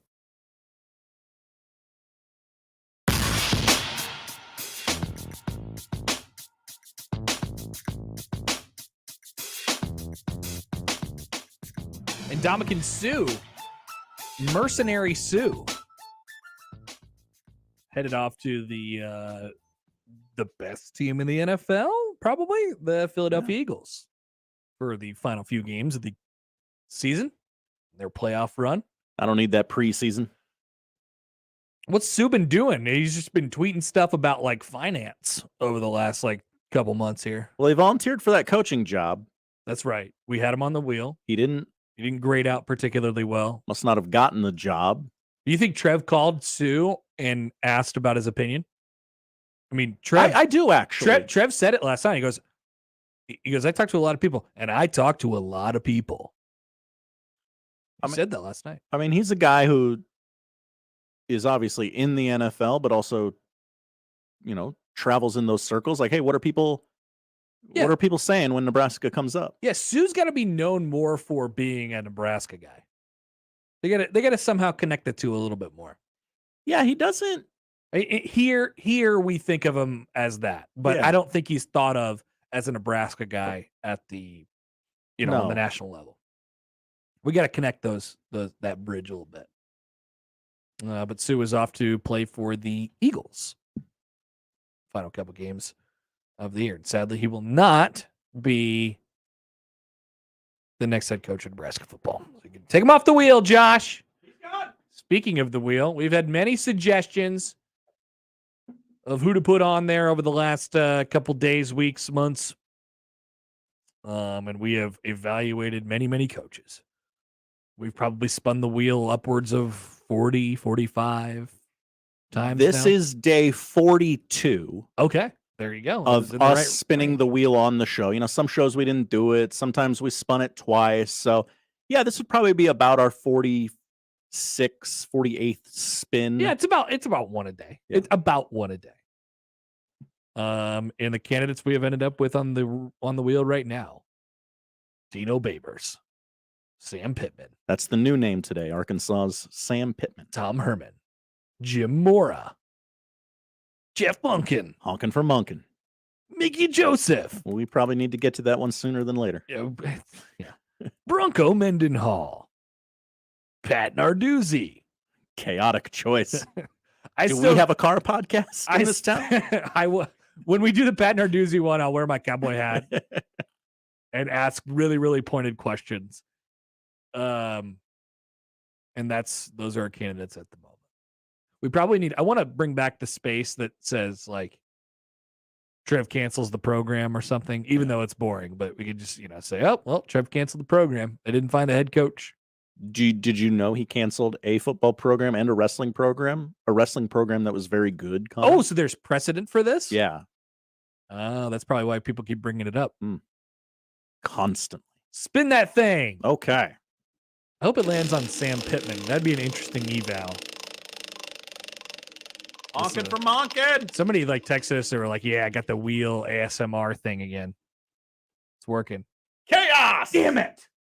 I didn't wear my cowboy hat today, but welcome to the Car Podcast. Yeah. And we are going to be evaluating Pat Narduzzi. Sure. Why not? For the head coach of Nebraska football. Now, we'll say this. I think he's actually a pretty good coach. All right. He gets results. I don't think you would ever go, oh, that Pat Narduzzi is a good coach. He's going to say whatever he wants. That's okay. But I would compare him pretty closely to Bo Pelini. Yeah, I think that's fair. I would compare him pretty closely to Bo Pelini.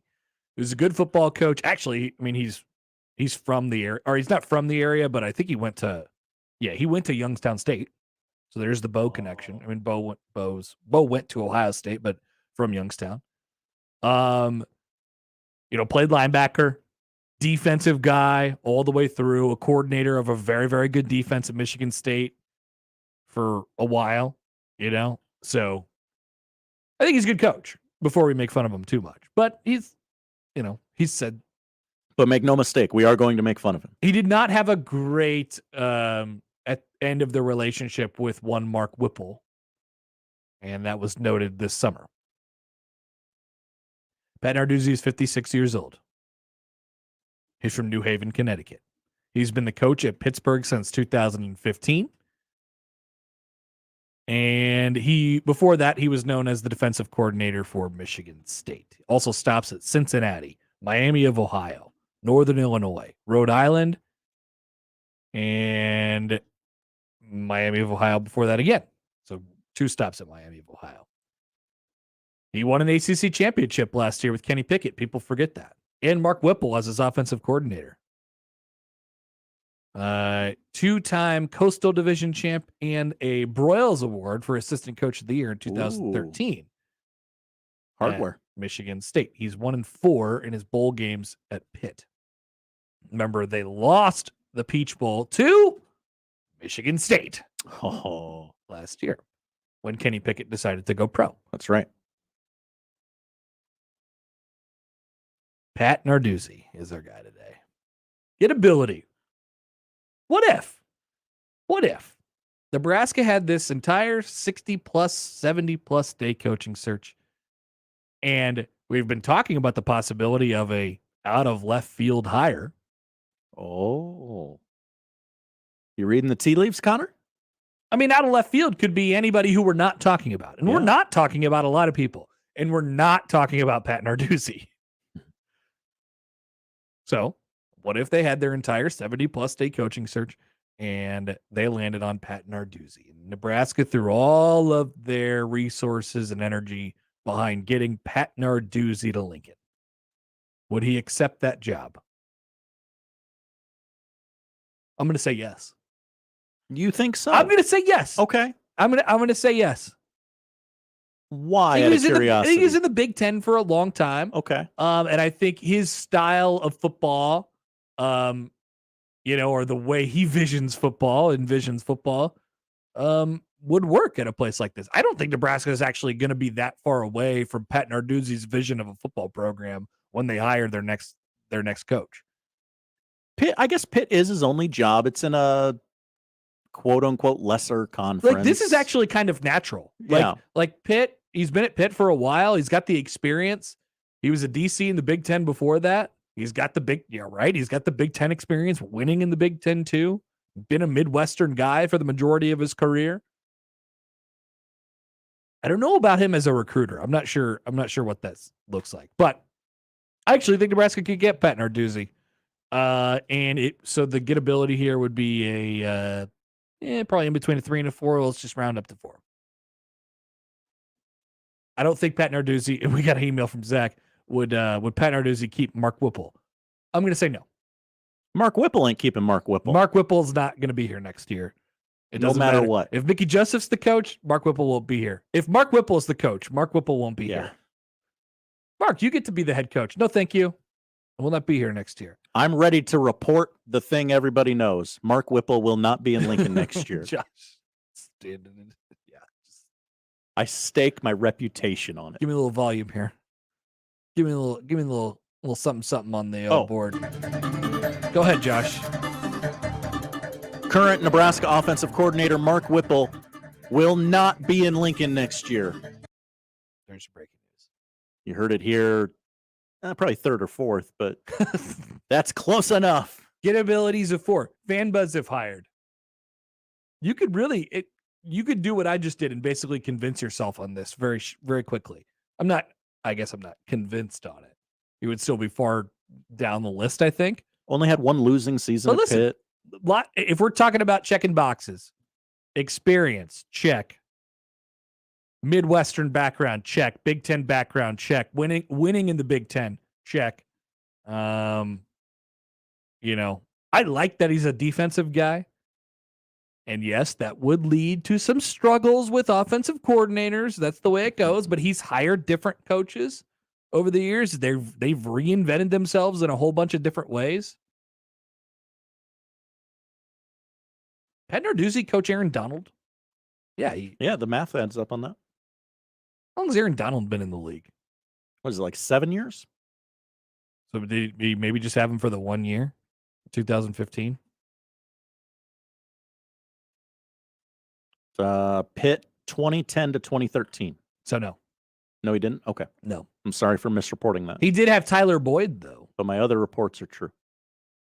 He's had a lot of guys. He's had quite a few guys drafted, actually. Where are we at? What was the question now at this point? Fan buzz. Need a number. Fan buzz 3. Recruiting acumen 4. I actually think that could work. Projected success 4. Oh. Yeah, I think Pat Narduzzi would be successful actually at Nebraska generally, right? I think you lack a ceiling. But if we're talking about turning this thing back into a Midwestern developmental program like everybody else around you, 4. 2 division titles, 1 conference title. And then, by the way, if you skip ahead to would scare divisional opponents, dare I say 5? Oh. I'll mark that one down right now. 5. 5. Wow. Okay. Yeah. What's the chaos factor on Pat Narduzzi? 3. It's kind of chaotic because of how out of left field it is, you know? And just the sort of the Whipple thing. Yeah, the Whipple thing. Yeah. It's out of left field, and because of how out of left field it is, it's a 3. Salary command. It's making 3 something right now, if I remember correctly. Pretty reasonable. Let's call it a 3. Awkwardness at opening press conference. Now, Whipple wouldn't be here, so. But there would be some questions asked about Mark Whipple. I hope that Car Podcast guys would fly out for it. Yeah. Yeah. Greg tweets in, if Narduzzi gets hired, one of his conditions will be Whipple has to stay and be retained long enough so that Narduzzi can fire him. Yeah, that would be awesome, actually. And, Mark might go, you know what? If that makes you feel good, fine. Yeah, sure. Go ahead. I can make that happen for you. Be a Huckleberry. Salary command. Yeah, 3, I said that. Awkwardness at opening press conference. 3. Okay. Readiness for job. 4? Yeah. Fit with Trev. 4. Is Pat Narduzzi a good hire? It's that thing you Do said. I want Pat Narduzzi? You said you can sell this to yourself. Yes. Do I want Pat Narduzzi? Kind of. Does Pat Narduzzi check a lot of the boxes that we're trying to check? Yes. Yeah, it was. Yeah, it was. It's a good trip to the big house. Yeah, it was. I don't know, just chew on that for a little while. Is that an out of left field? I mean, it's definitely an out of left field guy. We haven't talked about it at all. Yeah. Okay. And to be clear, I have not heard his name pop up at all in these conversations. Not even one iota. But heard it here first. He's got all the things. He's got a few of the things anyway. Poll question: do I want Pat Narduzzi? All right, we'll come back with that and more next year on 1620 The Zone. The best way to catch all the action is on 1620 The Zone. And no line for the bathroom. There are actually 2 kinds of cigars. The first is the one you smoke with beloved family and friends. The second, the one you enjoy with friends you've just met. And you'll find both at Hearth Cigars and Pipes Lounge. At Hearth Cigars and Pipes Lounge, there's a well-stocked humidor with some of the best bands from around the world and a bar with your favorite cocktails and other drinkables. So what do you say? Which cigar will you be enjoying tonight? Hearth Cigars and Pipes Lounge, just off I-680 and 48th Street next to Cubby's. Car repair is car repair. Most places you go can change your oil or fix your brakes. The difference is the experience you'll get at Omaha Car Care. We're part of the community. We were born here, and we believe that our relationship with you should be built to last. We're going to consult you, not sell you. We're going to give you a free loaner car. We're going to treat you like a valued friend that we want to continue to see in the years to come. I'm Rick Betker, owner of Omaha Car Care, and we'll be along for the ride. Dell Technologies Black Friday event has arrived with select deals on top tech to power business productivity. The savings start now with up to 50% off select performance business PCs powered by 12th Gen Intel Core processors. Don't forget special pricing on the latest monitors, docks, and accessories, including free shipping on everything. Call a Dell Technologies advisor at 877-ASK-DELL for Black Friday deals. That's 877-ASK-DELL. Last year's 42 Degrees Veterans Day promotion was a huge success. Besides the thousands of dollars of food and toiletries donated, 42 Degrees wrote a check for $2,000 to the Veterans Food Pantry. So help a veteran and help yourself to an extra discount. 5% for 2 items, 10% for 4 items, or 15% for 6 items. So let's show support to our veterans in 2022 and make this Veterans Day even better. 42 Degrees, your source for CBDs, Kratom, and Delta products. By your mom's house. Prescription products require an online consultation with a healthcare provider who will determine if a prescription is appropriate. Restrictions apply. See website for full details and important safety information. Subscription required.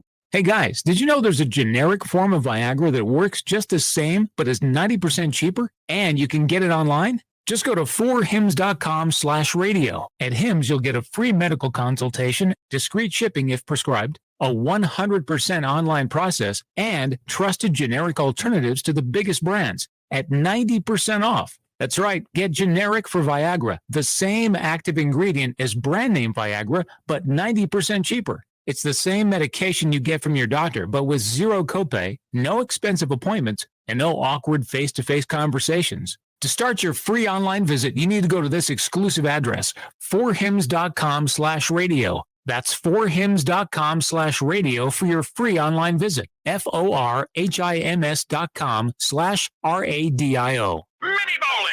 What is it? It's Bob and Willie's Wonder Bowl. That's what is it. Bob and Willie's Wonder Bowl is half the size, but twice the fun of regular bowling. Smaller balls and shorter lanes means it's easier to play. Enjoy craft cocktails, beer pitcher specials, arcade games. From the kitchen, there's tavern-style pizza, fries, and wings, too. Plan your next party with mini bowling. Great for team building, birthdays, graduations, holiday parties, and more. Bob and Willie's Wonder Bowl, 38th and Bottom in Omaha, and coming soon to Lincoln. Click wonderbowling.com. When I need a new furnace or AC, I choose a company that provides solutions that meet my needs and budget. When my furnace or AC needs repairs, I call a company with reliable technicians, not commissioned salespeople. When I need a straight answer, I choose a company that is honest and has integrity. At Standard Heating and Air Conditioning, we provide the best solutions for your needs and budget. It's just part of the way we do the things we do. Carrier, turn to the experts.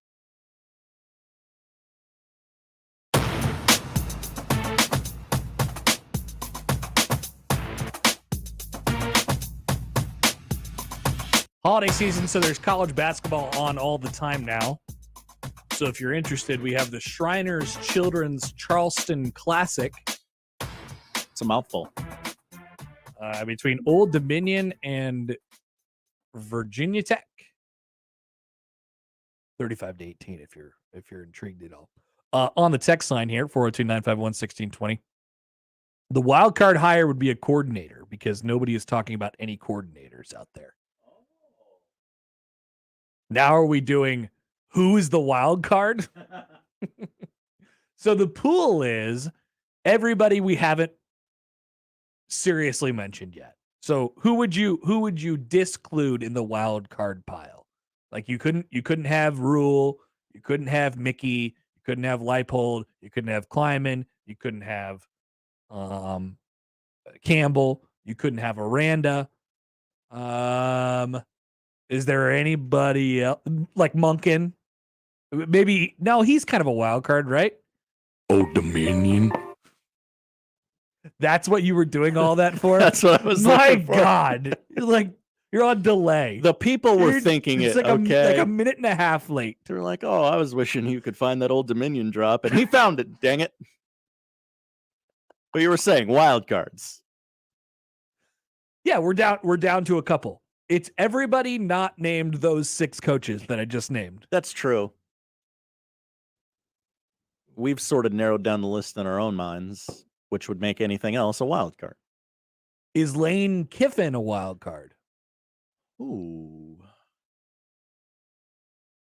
Only from the standpoint of you got him, right? I mean, I'd kind of be shocked that he would say yes. I would be intrigued as to what would happen in Auburn, Alabama, because Auburn's putting their full-throated effort into trying to get Lane Kiffin to be their head coach, which you should do. But what if he heel turned and went to Nebraska? Auburn going home. Auburn would burn to the ground. Yeah. burned to the ground. We couldn't get him. I'm not being sarcastic. We offered him $37 million a year, and he went to those Hicks in Nebraska. Yeah, it would be bad. It would be really bad. I'd be worried about us, actually. I think we would have to probably put up some sort of safety parameters around the state. I think they would come attack us. I'd be really, really concerned. Okay, would Lane be a wild card? Maybe. The wild card that I have, my favorite wild card has been Mike Gundy all along. My favorite wild card is Mike Gundy. They should actually do that. They should hire Mike Gundy. He's a very good football coach and hires good people who go on to take other jobs. A good example of that is Jim Knowles. Somebody just emailed about Jim Knowles. Colin, DC at Ohio State.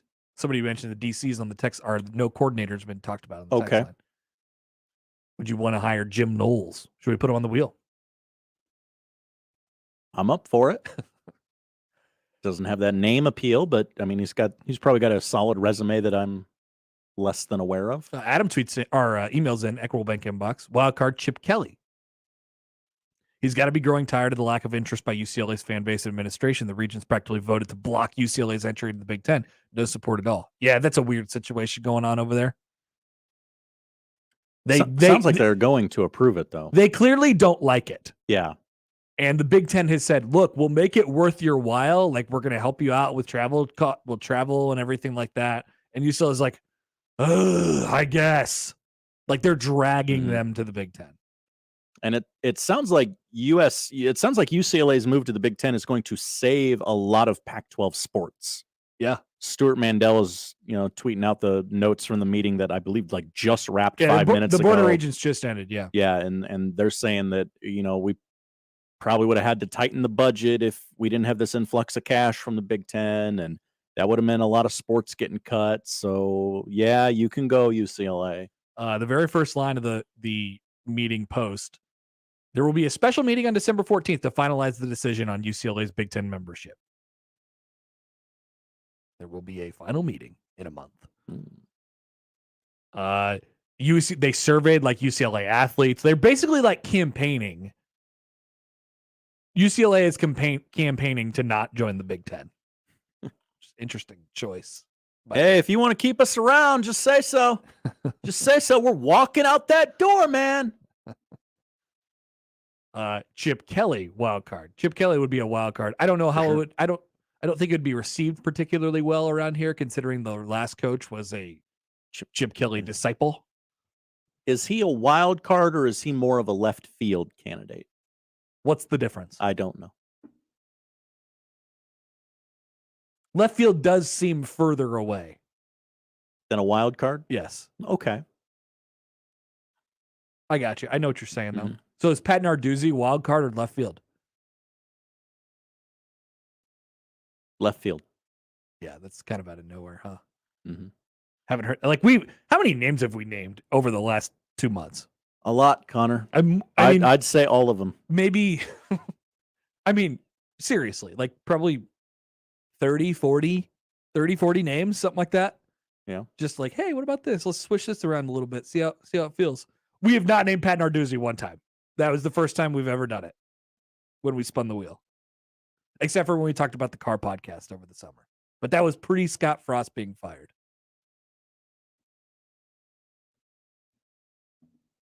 I don't know. See how it sits for a day. Yeah, we're getting bored. Trev, thank you for the reminder last night. Chill out, everybody. Chill out. But I am intrigued by the idea of it being a wild card hire.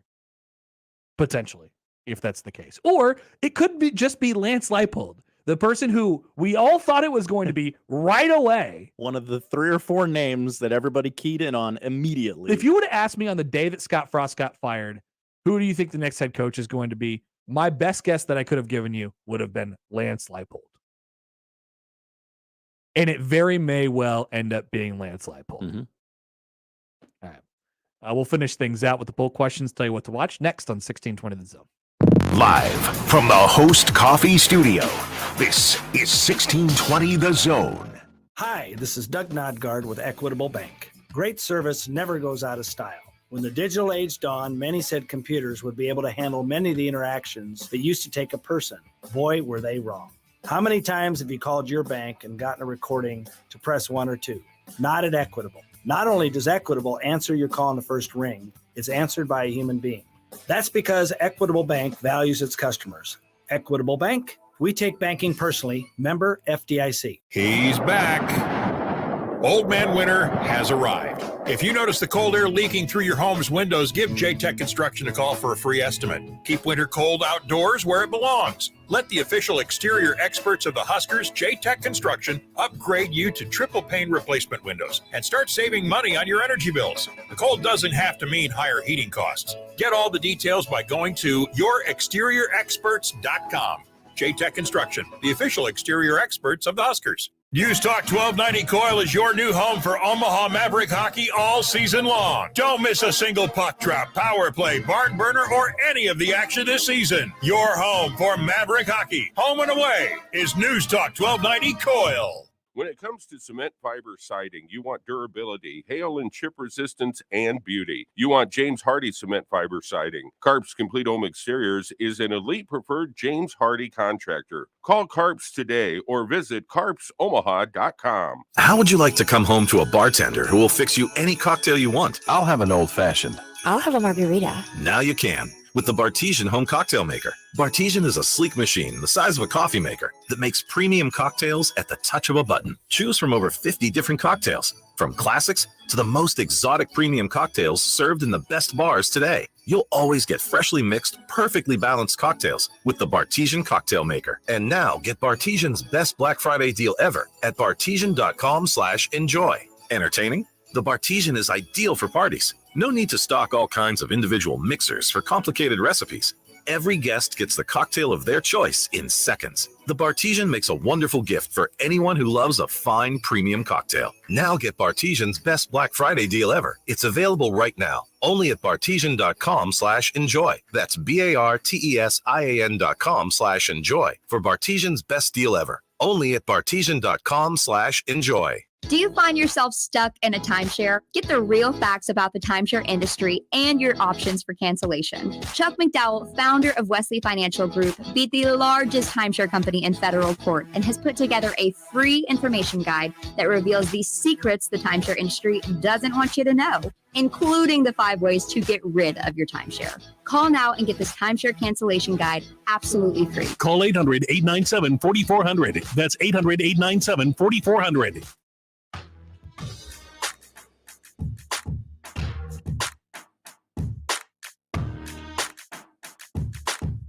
From the text line, yeah, I think the button's broken again. Slamming it too hard. Off the text line, wildcard David Shaw. You just got me thinking, like, if Nebraska ends up hiring a guy like David Shaw, did we take too many breaks? I got you. Don't worry. Okay. Sorry. What? I swear I had this down to a science. I when I said earlier, oh, we don't have to hurry at all. That's what I meant. Well, you should have been more specific. No, yeah, clearly I should have. I was too busy looking for the Old Dominion drop. Okay. Just communicate, man. We got to communicate. I'm bad at this. It's fine. We're fine. Wildcard David Shaw. I was just thinking, like, if they end up hiring a guy like David Shaw, a guy who's nobody's really talked about this entire time. We've switched around the name, right? But we've never really talked about the possibility of David Shaw being the head coach. And if it ends up being that guy, Trev Alberts is going to show up that day at the press conference, and he's going to be like, "What's up, bitches? You got nothing. You got nothing, and I got this coach who everybody in the industry reveres as a very, very good coach, and you knew nothing." 14 wins the last 4 years. We just fired a guy who'd had that, Connor. Yeah, then it would become like a Nebraska fan versus Trev thing. Frost 2.0. Well, no. You know what people would say. The out of left field hire. Mike Riley. Mike Riley, West Coast. Everybody's Mike Riley. Yep. Everybody's Mike Riley. Full questions. Does Nebraska need a gimmick to win or recruit? Hell no. No. 76% agree. They say no. Is Trev Alberts a wet blanket? Yeah, kind of. Yeah, he's just boring. It's not a bad thing. It's actually a good thing as an athletic director. It's just boring. 58% say no. Once again, don't be misguided. We love Trev, but this is what play get. Should the Bills have to play a game in 3 to 6 feet of snow? Yes, they should. 100%. They did this themselves. They're in Buffalo. 93% agree. Win the game 3-0. We'll all take the under and we'll all cash in. And finally, do I want Pat Narduzzi? Not do you want Pat Narduzzi? Do I want Pat Narduzzi? You have to look at yourself in the mirror or in the reflection of your phone. You have to ask yourself, do I want Pat Narduzzi? Yeah, I can't do italics on Twitter, but that would definitely be one where you would italicize the I. Yeah, do I want Pat Narduzzi? Did not know that about myself. I kind of do. Yeah, let's vote yes. 81% say no. Sad. I don't think you've asked yourself the question, though. Yeah, you got to think outside the bun. Really on these take things. some self-inventory there. All right, Josh, what are we watching tonight? Connor, something we have not talked about the entire show. There is a National Football League game tonight. What? The Titans and the Packers. Oh, that's right. Those are your boys. You're even wearing your Titans gear. Tighten up. 7:00 Amazon Prime. You can hear the game on 1180 tonight. 4 starters out for Tennessee. Putting the hot streak to the desk. Got a key D lineman back for Tennessee, but Aaron Rodgers is hot. The line is Packers -3.5. Is it? It's up to a half now. Via our friends from the FanDuel Sportsbook promo code Happer. Give me the Packers. You've let Aaron Rodgers back into this thing. Short week for Tennessee, missing a few starters. The road team traditionally performs poorly on Thursday Night Football. It might also be an emotional hedge. Packers. The pick is in.